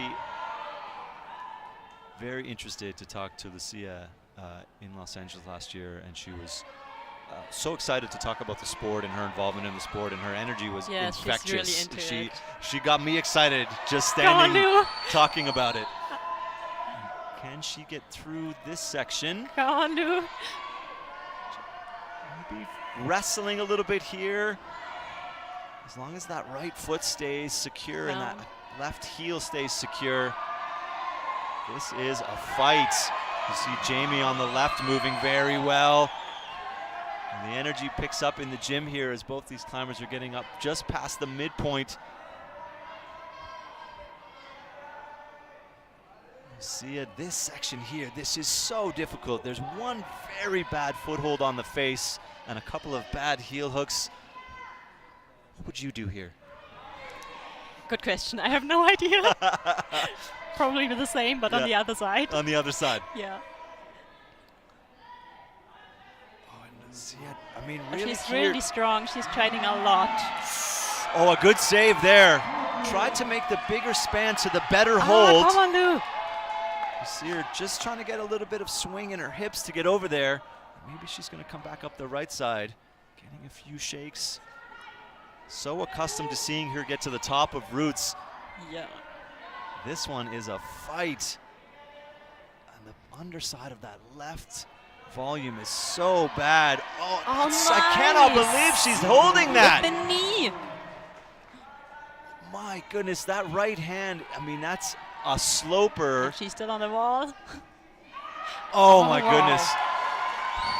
Tried everything to get through there. As we see Jared here moving steadily into first place. Oh yeah, Jamie's really up. Jamie is really up there. We trained together last month, I think, with the Netherlands, and get to know them. Excellent.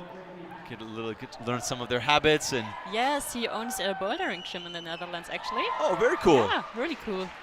And that's going to put him in the gold medal spot in the RP3 category. Jamie Berendrecht climbing very, very well, just getting into that last quarter of that route as well, and staring down the top. Everybody wants to get to gold medals are great. But the top is even better. In The the top finals. is even better. Well said. Well said. So we're going to move on. On the women's side, we're going to go to, we've just come out of AU2. We're going to get into RP1 and AL1, I believe. And on the men's side, we just came out of RP3, and we're going to get into, right now, all women. Only women climbing, and then we're going to bump to the men after. So here's our look at your AU2 lead final. Lucia is going to come up on top, just edging ahead of Maureen Beck, ahead of Eleanor Rubin and Giovanna Dubuc. But I think it's her first gold medal. Really good. Is it? I think so. Oh, I thought if I Last season remembered. she had silver and bronze, but I Okay. think. Well, that's excellent then. She'll be pleased with that, of course. Of course. Of course. And we're going to get our first look at this pink, green, and black route you see just shading to the left side of your screen. And that's going to be the RP2 and 3. And then on the right, we're going to have the women's RP1 and AL1 together.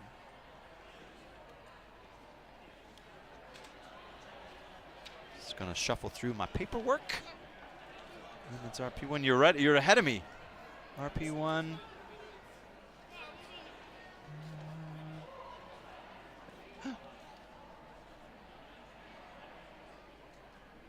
Just a little bit of a break. Oh.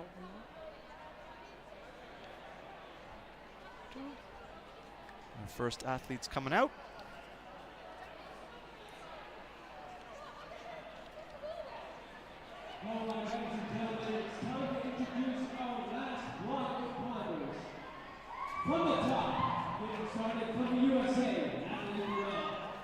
So we're going to start with, I believe, RP2.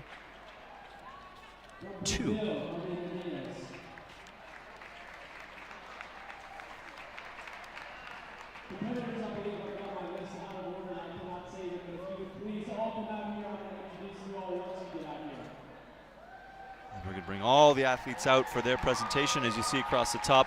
Women's RP2 and 3, RP1 and AL1, men's RP2 and AU2, and then men's RP1 and AU1. So we're going to get women climbing on the second and fourth route, and then when their categories are finished, we're going to go over to the men for their categories. We're going to bring all the athletes out here. Some familiar faces in this crowd. Yes, we Lots have of veterans through these categories.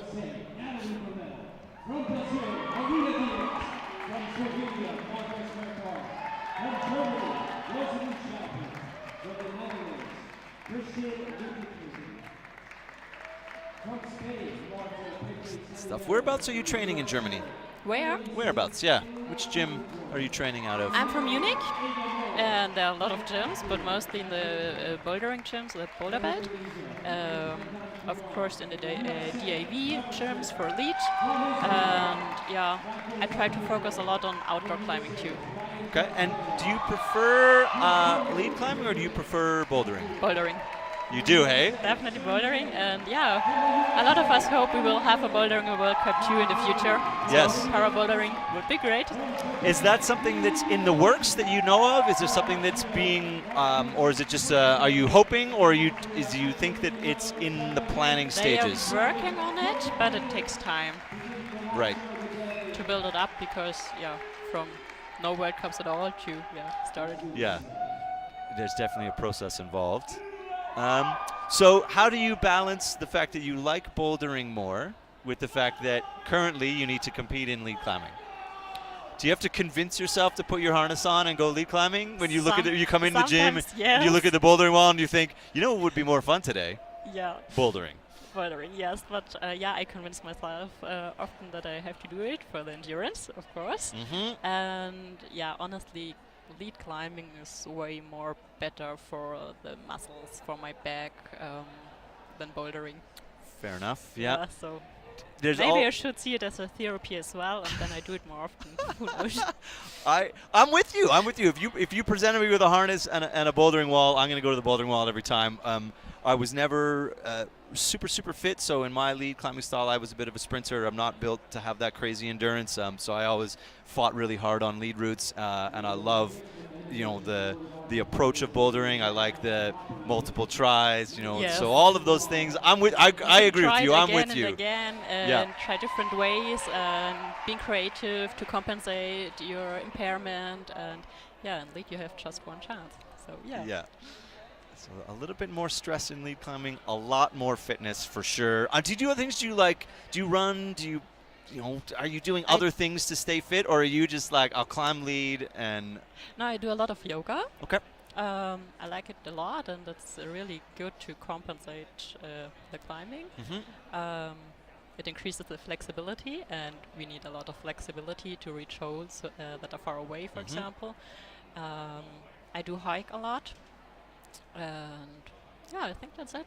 So when you're talking about, it's an interesting point to bring up, the flexibility and mobility. So you have to generate more reach. Yes. And that comes from your hips, it comes from your shoulders, it comes from how you move in that space between those holds. Exactly, shifting the weight. A lot of flexibility, turning around, overcross, like we saw with Joanna. Yeah, that was the best example for it. I just saw that reaching back overhead, and that you have to be strong in those positions. So you have to generate completely different. We're very good. Climbers are very good in the small box. So when we're in that space between our shoulders and our knees, we're quite strong. And as soon as you get extended out and twisted, now you're asking different muscle groups to do a lot more work than they normally would have to, and then you amplify that. When you get into paraclimbing, you say, well, this is going to be even harder because I now have to generate this much more extra space between these holds. Yeah. And when you're training, do you specifically go and find moves that are going to be difficult for you so that you can really work that out, or do you, put it on the side and be like, I'll deal with it if I come across it, but you're saying you go hunting for those moves? I go hunting for those moves, and an advantage is that the route setters normally don't set the routes for paraclimbers. So it's always not the intended beater, so you always have to be creative, do moves that they didn't expect you to do. But I'm hunting those moves to get better. And to go out of my comfort zone. Perfect. I mean, that's what we all trying to do as competitive climbers, is put ourselves out there and then have to deal with that. I mean, they're called problems for a reason, right? The Boulder are problems and leads, they're lead routes, but you have to solve the problem. And you don't always want to, and that's a battle between what the route setters demand and what you want to do. Sometimes they're in opposition. So I really would love to take a rest here, but the routes is pushing me in this direction. So you have to constantly have that internal struggle. Natalie Varel is storming up this route on the left. The first out in the women's RP3 category, and then Marta. Sorry, this is going to sound hilarious. I wear glasses to read now, especially small print on pages, and the leg just fell off my glasses. So you're going to have to save me. The name is difficult. I got it at arm's length. So Marla Pesh Salnero from Spain on the right side of your screen. Last year in Innsbruck, and I think Briançon, they were calling the athletes, and they were calling for Corinna Weimer, and I didn't recognize that. That was me, because it was Weimar, and you used to say Wimmer. And it took me a few moments. I have to go, I have to climb. Yeah, that's you've added another whole layer to the stress of competition. This is looking very, very good. Natalie Varel here on this pink route. Marta too, because down the wall there are a lot of holes, because they don't want to fall, especially the RP1s. So down on the wall are a lot of holes, and they are less up on the wall, and they are smaller and more crimps, and you can see the impairment more and more the higher the athletes get. Yeah. Oh, and Natalie there getting into the very small crimps at the top of her route, just running out of gas. And Marta now, as the holds get thinner here in the top third of this route. So this move we saw in the B categories, that move there was proving to be a crux. Marta pushing through. and there, that's we're getting up at around 45 feet at that point, and then a little bit of fitness kicking in. Good climbing from Marta. And how well have you gotten to know some of your fellow competitors? You guys, you know, is there, when you're in ISO, are you, you know, sort of a little bit of a wave and move on, or you guys are, is it fairly collaborative back there? It depends on the day, the mood. On the mood. Yeah, you know your own class the best, I would say, and maybe other athletes you train with. Yeah, and it's of course it's competitive, and you have to take your time for your own. But you're all also talking a lot to the others, and you talking about your strategy and give the others your tape if they forgot to bring it with you. Yeah, so. Yeah, you're getting familiar. You're making friends out yes, there, right? Absolutely. It helps. Yeah. It helps to have friends in competition because the teams aren't necessarily as large. You know, there's not a dozen of you coming out for every competition. So, you know, you've got how many climbers on the German team? Here, I think we are 8. Okay. So a lot of us. Yeah. Actually. Actually, yeah. Actually, yeah. Yeah. Oh, so on the right side of your screen is Emily Sellenfreund from the USA. And something that I think people might find interesting is that she uses a wheelchair, but you know, is climbing now, you know, from what? Yeah, a lot of them do it. For example, Eva and Jasmin too, because often if you have, for example, a muscle disease or ataxia, so coordination problems, or the high spasticity in the muscles, it's really, really tiring to climb. And afterwards, they really need the wheelchair. And if they would walk, probably they wouldn't able to climb. So a perfect example of in this RP category that, you know, things are, you have to look beyond, you know, the surface and really understand what's going on. So moving well through this section here. And out on the far left is Marina Diaz from Brazil. So you can definitely hometown favorites for the U.S. team. You can hear a little bit more buzz in the crowd. Yes. It's quite full in here now. I look over the railing. There's a few hundred people in the gym, I think. And it always gets a little bit louder for the U.S. athletes. And Emily making that section coming through very strongly. That had been a crux for quite a few climbers as Okay, almost reaching the top on the left. Marina Diaz looks every bit like she's going to top her finals route. Excellent climbing from Marina Diaz. Crowd loves to see a top.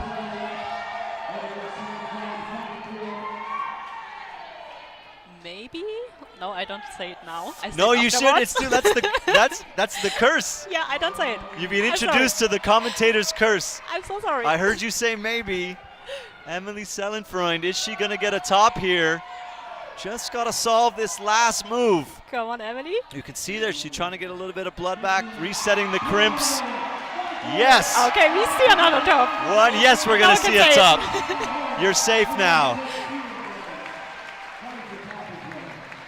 Fantastic climbing from Emily. And a U.S. biased crowd lets her know that that was excellent climbing. I'm really buzz in excited the for gym. the rest of the athletes. Yes. Because 2 tops. Yep. We'll see. We'll see what happens, right? And it's I need to remind you, it's hard to get perspective when you're watching on the screen at home. The gym is tall.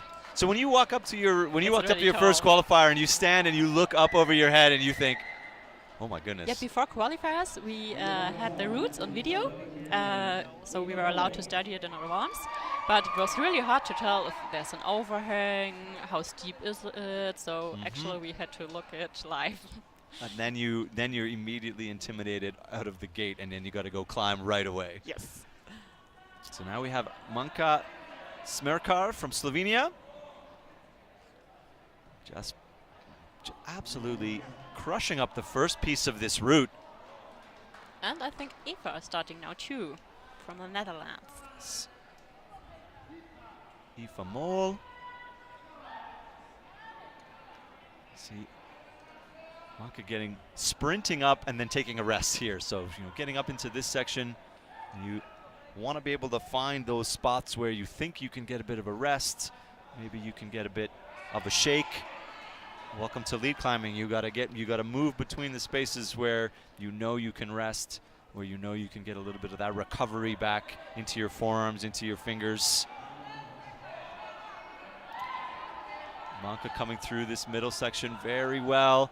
And then you're going to see these dual textured holds. So the bottom half of these pink holds on the left side, those are very slippery, and it just creeps over the lip. So you just see there, it takes some of the friction away, adding more layers to the complexity of climbing. Tools that the route setters like to use to make you think about the climbing differently. And you actually can't use the wall here really good because it's slippery too.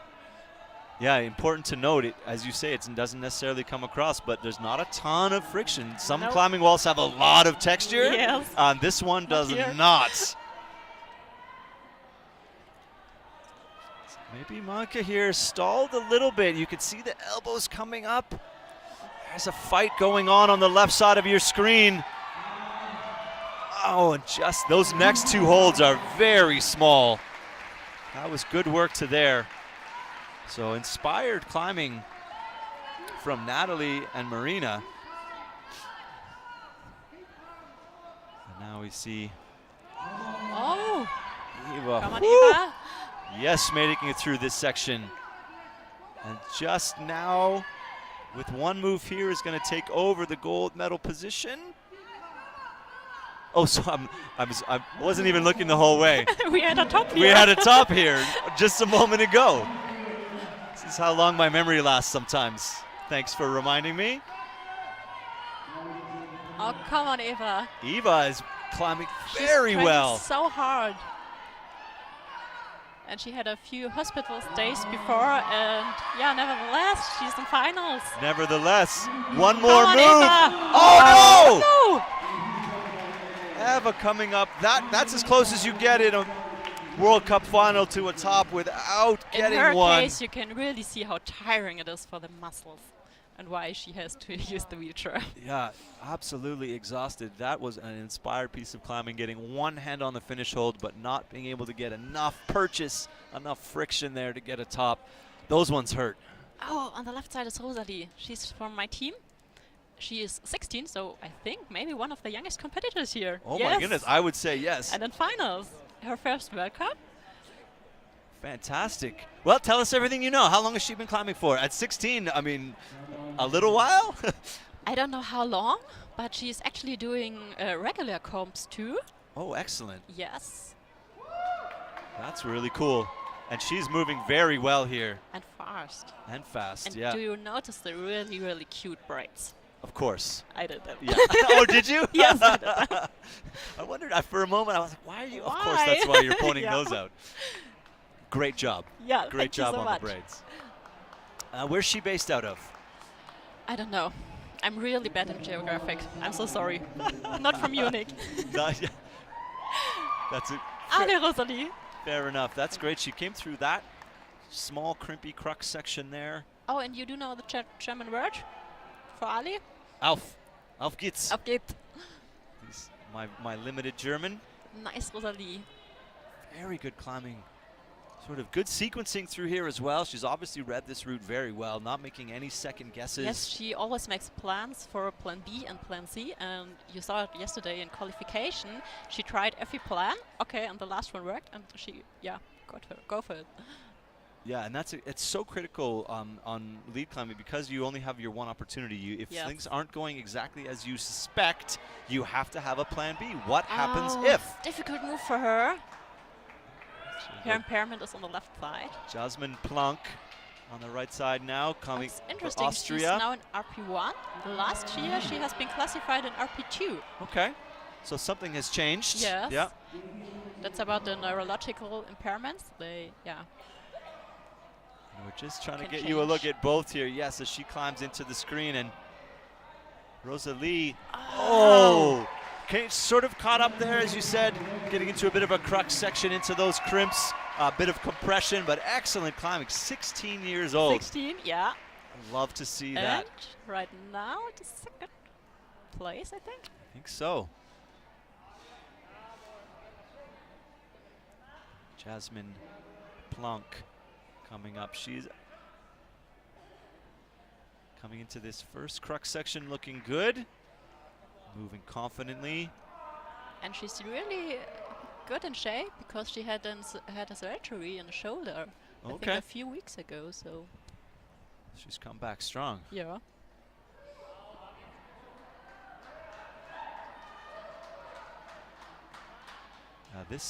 The finish of this route just demands so much. These last few holds, the little crimp edges. Are we going to see it? Yes, we are. Yes! Look at that celebration. And a fast top.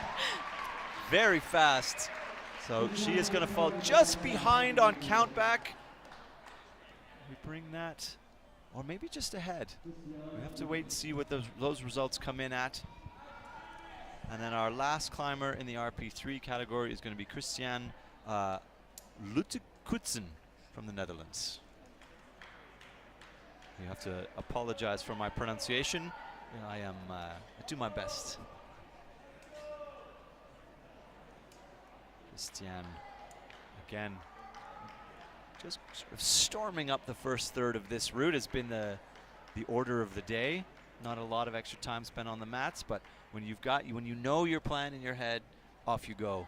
Do you draw route maps? Are you one of those people that goes back after when you got a route, and do you draw it out, or because it's now on video, do you watch it again when you're in isolation, or do you have a mindset of how you come out and attack your routes?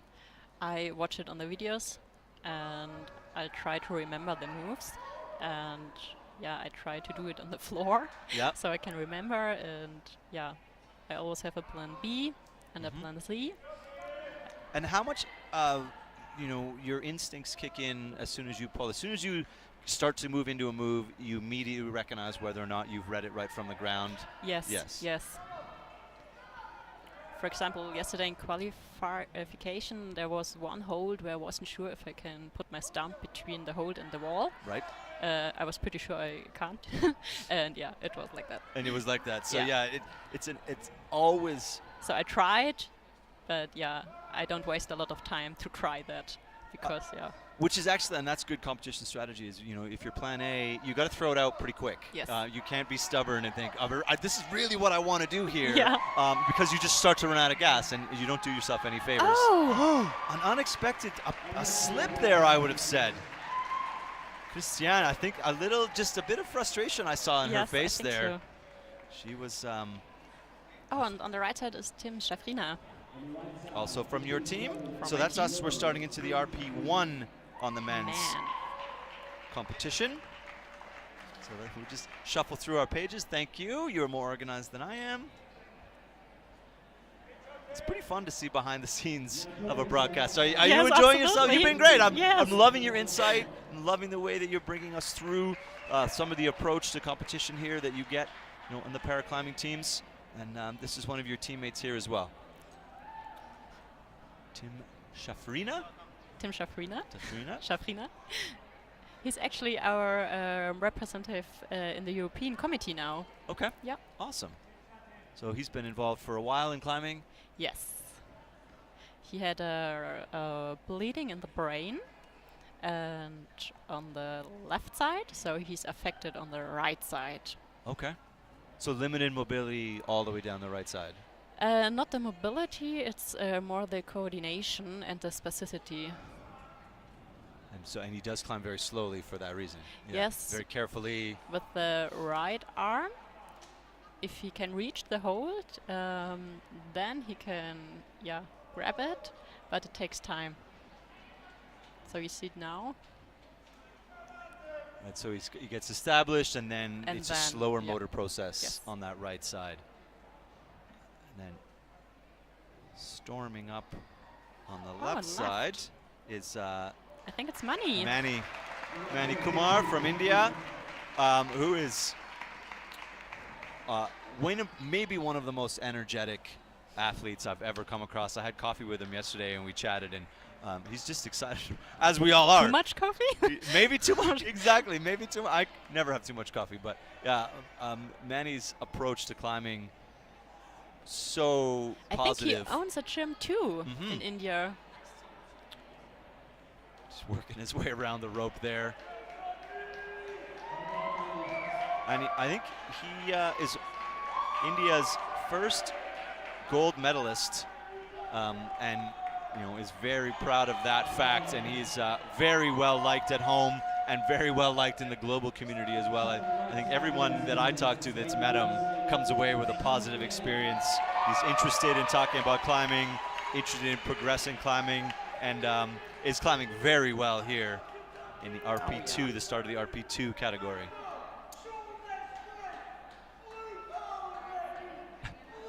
You can hear people, you can probably really hear it coming through. enthusiastic people, yeah. Yeah, very enthusiastic cheering for Manny. So this, we have a merged category here in the RP2. We have some AU2 and RP2 climbers. Merged categories is part of the process. Danny was talking about it at the lead of the broadcast. If you have two less competitors or two less competitors from different countries, the categories are merged. And there, Manny here looking every bit like he's going to top his finals route. Nice. A fist pump to the crowd. Manny Kumar is going to get a top in his final here today. Very good climbing. Good job, Manny. The crowd let him know it, of course. Very, very psyched. So yeah, so we combine, we merge the categories. We say there's not enough athletes who have registered at the event, and then there's a fairly complex process to bring it in. For example, AU2 and RP2 are often merged. And if there are still not enough athletes, then you get an RP3, I think. Yeah, so it's because it's a little bit similar from the climbing style. Right. And for the route setters, often AU2 and RP2 are climbing the same routes. Because so it's easier really to merge those because they're climbing. They would have been climbing the same route anyway, right? Yes, and the level is similar. Not the same, of course, but similar. Right. So now we have Sunny Yang from the USA embarking on his finals route. And over on the left side of your screen, Trevor Smith. So a couple of American climbers on the wall together. You might hear it get loud in the background as they get up into the middle of these routes. Yeah, and I have, I would do you a disservice to try and explain, but there is a very specific merging of the sport classes, and as we were saying, AU1 and AL1 will merge into RP1 if necessary, and then we merge into RP2, and then AL2 into RP3. So it's very carefully thought out because we want to keep it as fair as possible. Although I do know that not all the athletes are always very excited when there is a merge in their category. Yes, but of course it isn't easy to set routes for both because they have guidelines what they are allowed to use, or for example in AU2 category they never use finger pockets. Right. Yeah, or in RP1 no dynamic moves. And if you merge two categories, you have different guidelines, and you still have to figure out how you put a route on the wall. Yeah, at least you know there's no dynamic moves to pockets. Yeah. So that we know we can be sure we're not going to see. Absolutely. But yeah, that's really good insight to know that the route setting can be that specific in terms of the regulations. And I know that our route setting crew here is excellent, and there's a few first-time route setters. But the training that goes into it, and as we see both these climbers getting up into the middle sections. This is the crux on the right. Sunny Yang is going to come through this. Oh, interesting, because the small holes on the left are really hard with the stump. For Trevor, yeah. So he's crossing through and matches a lot. So and this section as we get up to the top is going to be quite tricky for Trevor. Yeah. And Sunny, on the right side of your screen, this move here has been the crux. Oh, and he sticks that.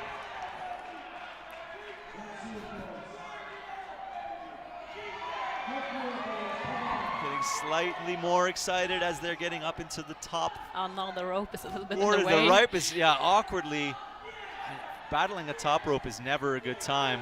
Trevor Smith making use of the pinch strength there. Oh, what are we gonna see here? Gotta get the feet sorted out. Trevor backing down for maybe a bit of a rest, solving the rope problem. Yeah, higher feet required for sure. Look at the elbow coming up. Trevor Smith, what have you got? Go on. Oh, almost stuck that too. Trevor will be happy with that performance. And Sonny Yang steadily getting through this tricky section, staring down the top of this route.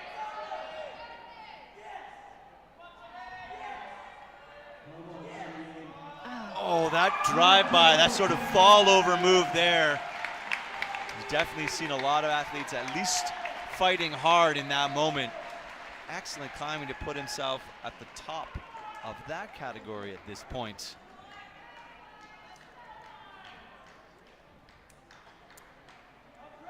More Sapphire. Sapphire? I was chatting with him a little bit yesterday too, and talking about his approach to climbing and training, and obviously also excited to be here. One of the favorites. I think the only climber from Israel in this World Cup. And then on the left side, another American, Elliot Nguyen. He's fast, yeah. Almost speed park. Yeah, just anytime you can outclimb the opening frame, you know you're moving quickly. See Elliot on the right-hand side. I think he's the one who has been through the most different classes. I think he has been in RP2 and RP3 and AU2. Yeah. So he's adapting to adapting. Yes, absolutely. Yeah. Every comp, maybe or every season, it's going to be a new decision. More Michael Sapir.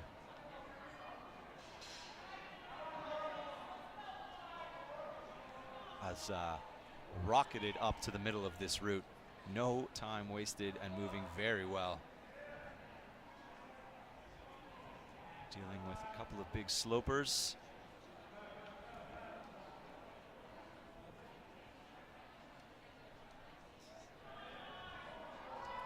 Decisions to be made here. Getting the feet early, yeah. A couple of people came through there with their feet a bit low, making that move quite a bit harder. Elliot Nguyen into the beginning of this route. Another one of the really big personalities on the US team. Chatted with him a bit last year, hilarious. He's involved in trying to grow the paraclimbing community down in the Bay Area. Just trying to get more people out into the gym.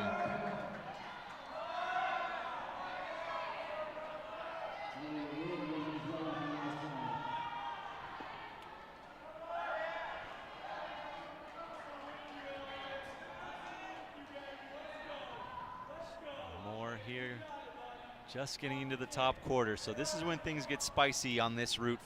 Oh, yeah.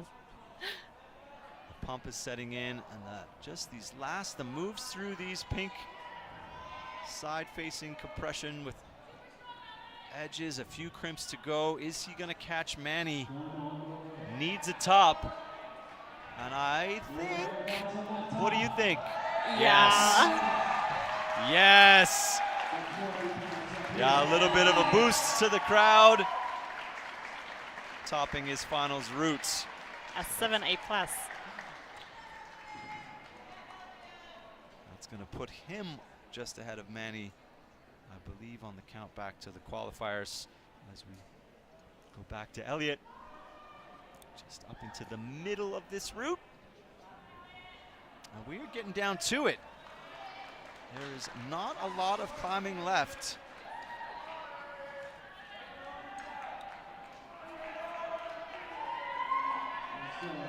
Men AL1 still up.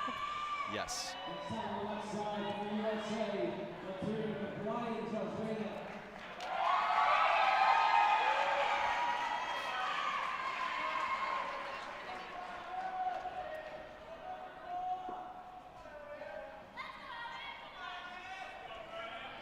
Elliott needs to get up into that pair of green side pulls just below the top to overtake Sunny Yang. So RP1 is a merged category. They were merged with AU1, but sadly we don't have any AU1 athletes in finals. Oh, so it is all RP1 in the All finals. RP1. AU1 are the best finding rest places. Yes? Yes, they are. It's part of their climbing strategy. Elliott there, not being able to get through that crux section. You see him holding that left arm. Maybe just a little bit of a tweak, but that is on purpose. That's maybe the hardest part of that route. Just a little bit cruxy, just asking a lot of the athletes. Brian Zarzuela from the US.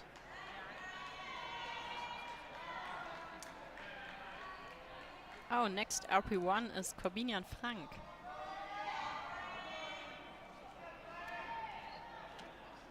Just I think the last of our AU2 group here. Yeah.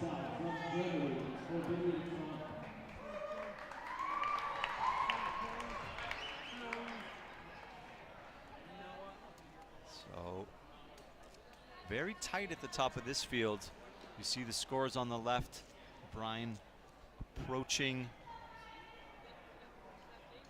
the spiciest part. He needs to get past the pink holds to get ahead of Trevor Smith, and needs a top to put himself in the gold medal position on countback. So Brian has made quick work of the route to this point. We'll see what he can do at the top.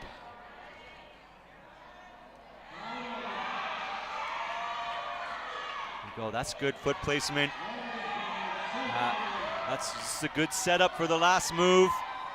Okay. Maybe a little bit low in the feet. Oh! Brian Zarzuela. Oh! Oh, no! Half a hold away from a top. And that's the third place, I think, instead of first.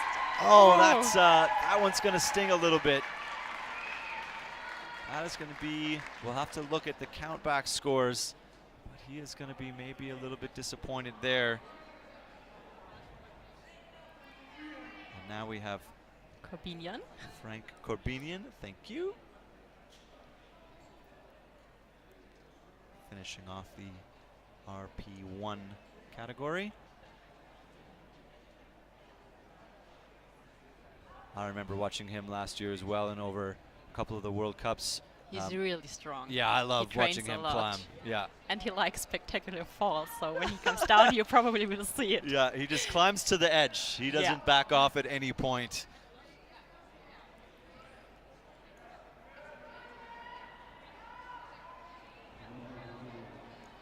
And he has so far made no mistakes. Interesting approach here. That's the first time we've seen someone going that way since early steps. There it is. Wow. Good stuff. Good stuff, Frank Corbinian. Okay, I You're have excited. goosebumps. I love it. Very excited. If you could see the smile. And there you see the, oh, I think he lost his The upside glasses. down. Wow. Good stuff. We always have pictures from him like that. Oh, like that? In every comp, yeah. It's a common occurrence. That is going to be a gold medal. Great climbing. I love how excited you are about that.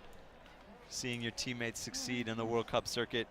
Yeah, but not only for your teammates, for all of them, if they do an anybody that's extreme topping a move route. or Yeah. Absolutely. So, we'll get back to our RP2 women and RP3 lead. Those are your podium there.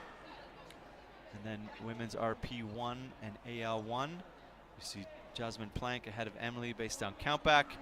Eva Moll was just shy, and Marta coming in at 4th place position. And then on the men's RP2, both with a top, Moore Michael and Manny Kumar with tops, separated on countback. Brian Zarzuela just agonizingly shy of a top, but getting into that bronze medal position. And then on the men's RP1, there it is at the top. Frank Corbinian on the top, Sonny Yang, Elliot Nguyen, and then Tim Shafrina rounding it out. Good to see a couple of German athletes there in the final. The team has been doing very well. So something's going right in the program. You guys are climbing well. And how much time do you ever train with the rest of the entire German team? Is there any sort of combination of training camps? Do you guys get together over the season? The entire team is really big in Germany. So we are 25, 30 athletes. Yep. So we are developing fast. And we have, I think, 4 or 5 team trainings over the year. Okay. In different cities in Germany.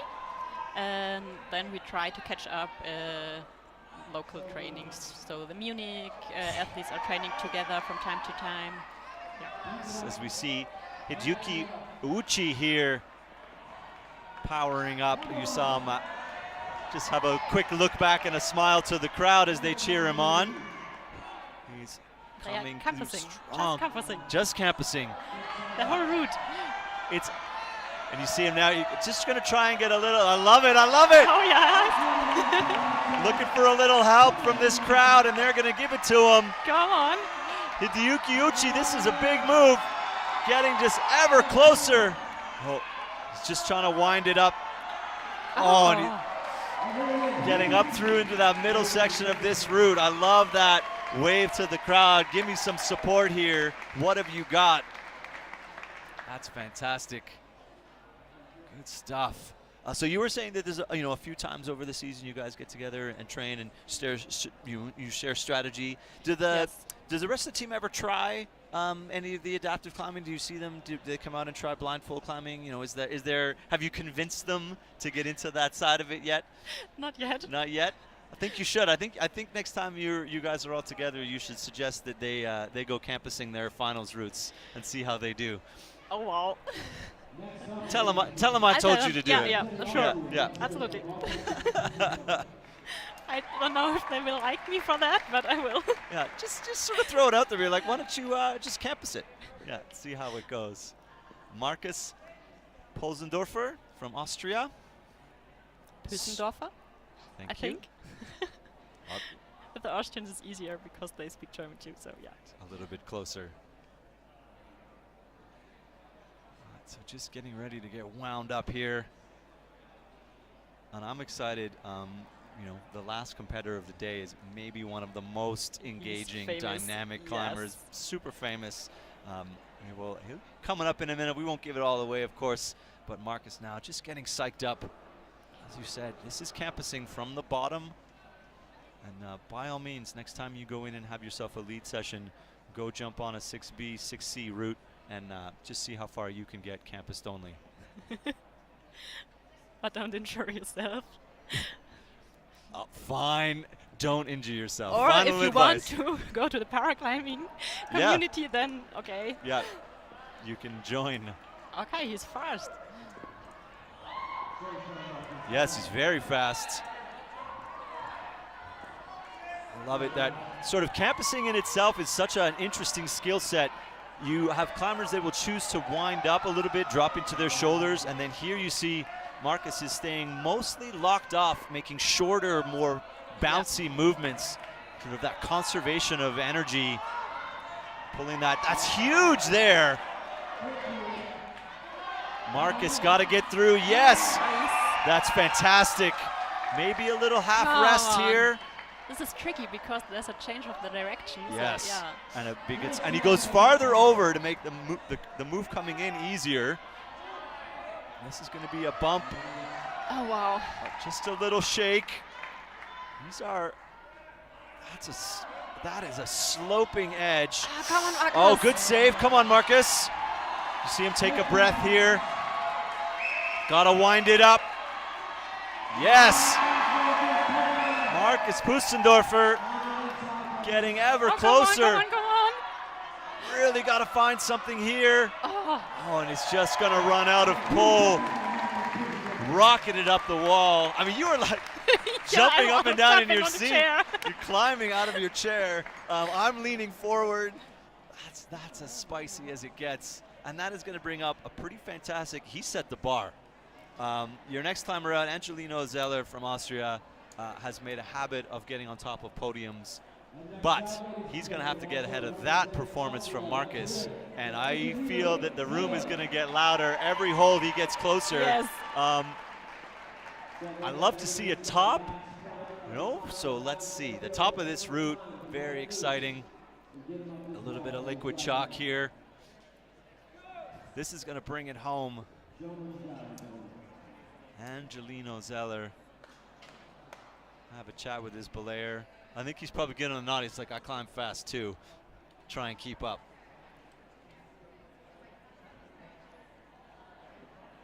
Little nod to everybody. And there is a bit of a buzz in the room. Anybody that has watched Him before knows what to expect they know from what they're him in and for. what show he gives. God, here we go. I don't even know that we're going to keep up. Let's just watch. Even the camera is too slow Yeah, for him. the belayer is trying to catch up. Angelino. Go on, Angelino.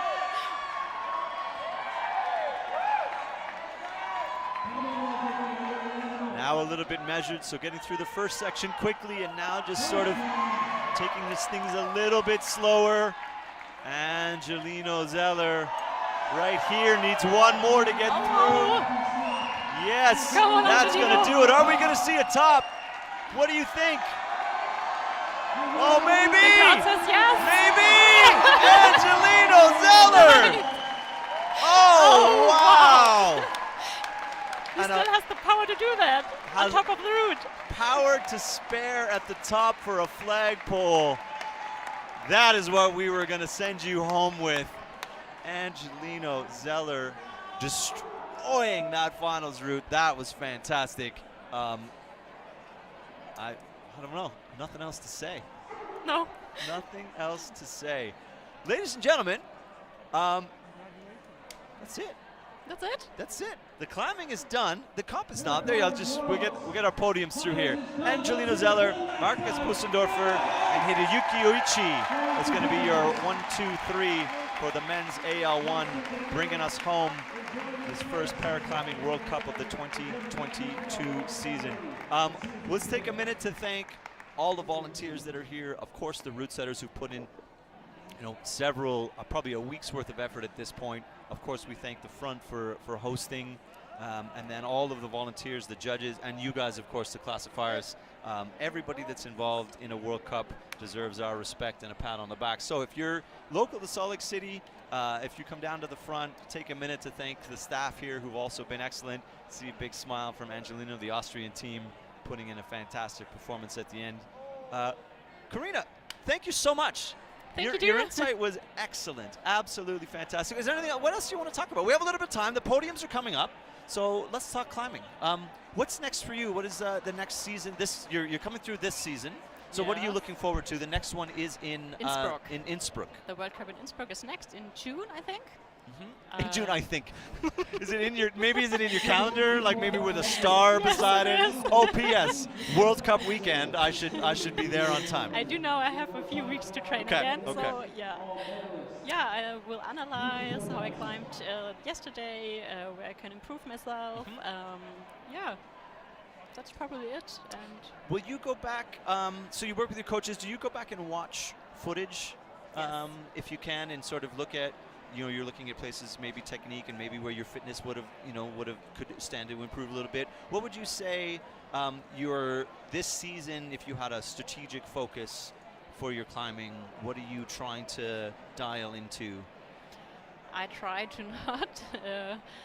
Yeah, I had a few injuries, Okay. and I still try to recover from them, and still keep climbing. So yeah, that's not easy. Not easy, Yeah. no. And don't get any further injuries. Yep. And yeah, my part where I have to work on is in the endurance, Okay. because yeah, as I mentioned, I'm more into bouldering. So yeah, this is my main focus. Yep. yeah, And because technically I think I'm really good. The flexibility is no problem. Right. The technique, but yeah, the endurance. the endurance is hard. Yes. And do you? I know some people do. Do you ever train endurance on the bouldering wall? Are you doing 4x4s and stuff? Or are you just Yes, putting yes. down lead climbing routes and just No, I'm working hard training it on the Boulder wall too. just to build up that sort of power stamina Yes, for the crux sequences? sometimes it's easier to squeeze in a session before work when you can go on yourself and Right. train anyway. For sure, for sure. How much climbing do you get in outdoors during the in the season? Do you try and stay training in the gym mid-season and just sort of look out at the rock and say, you know, I'll come for you in the fall, or? No, I try to squeeze in a few days at least because they give me the energy why I want to do it. The feeling outdoors is the best. What's the closest crag to where you live? I often go to Austria, Okay. in Zillertal. Okay. It's really nice for bouldering. Bouldering again. So not.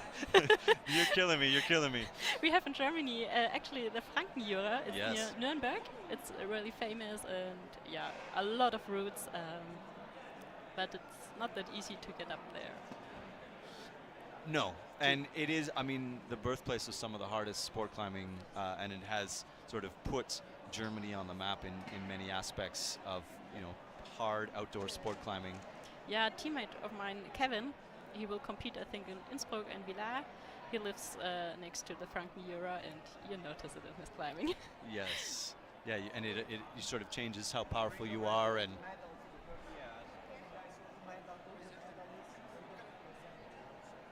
okay, so we're going to go to the results, and then we're going to take it home. So we got a lot of results to get through. We had a lot of climbing.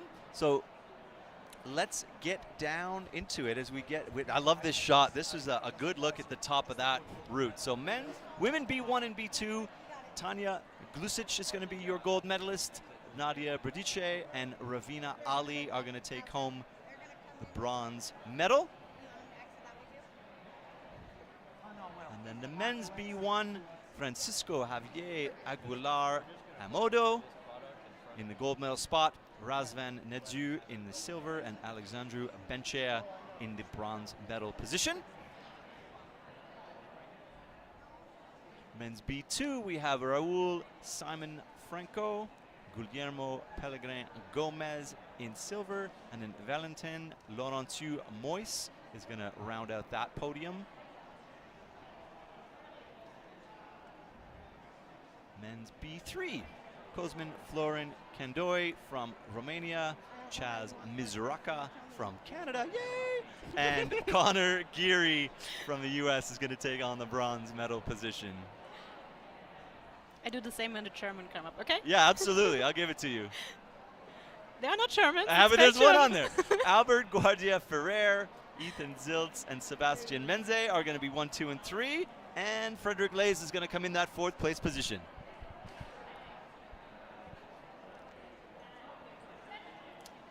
Women's AL2. First place is Sarah Larcombe. Second place with the silver medal, Rachel Maya. And third, Tanya Chavez. You just wanted me to try the names I too. did. I wanted to throw you out there and be like, you know what? Let's see you go on the fly. Okay, RP3's men's finalists with the gold medal is Jamie Berendrecht. Second with the silver is Jared Lenahan. And third with bronze is Seamus Bullion. Very nice. Very nice. Absolutely. You forgot to spot E, on. it's Canada. Uh-huh. Okay, women's AU2's first gold medal is Lucia Capovilla. Congrats. Second is Maureen Beck. And third is bronze, Eleanor Rubin. And fourth, Joanna. I don't know her last name. I'm sorry. Dubic. Dubic. Just And I'm going to have my late yay for my Canadian 3rd place. Women's RP2, Marina Diaz is going to be your gold medalist. I shouldn't have picked this category. Christiane Lutekutsian in silver, and Rosalie Chopper Yay! in 3rd place. Natalie Vorel and Manka Smirkar will be in the 4th and 5th position. A few Germans popping up. Now in the women's RP1 and AL1, Yasmin Planck, Emily Seelenfreund from the US, and Eva Mole is going to be your bronze medalist, with Marta Pesh Selenero coming down in 4th place.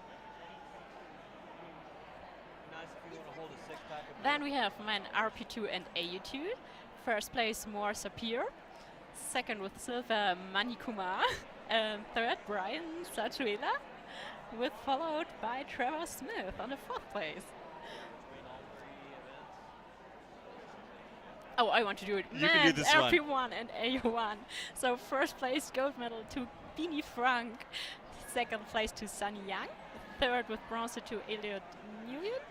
And 4th with Tim Schafrina. Good showing from the German team there. And then the men's AL1 final that we just saw at the end. First place from Austria, Angelino Zeller with the top of that route. In 2nd place, Marcus Pulsendorfer.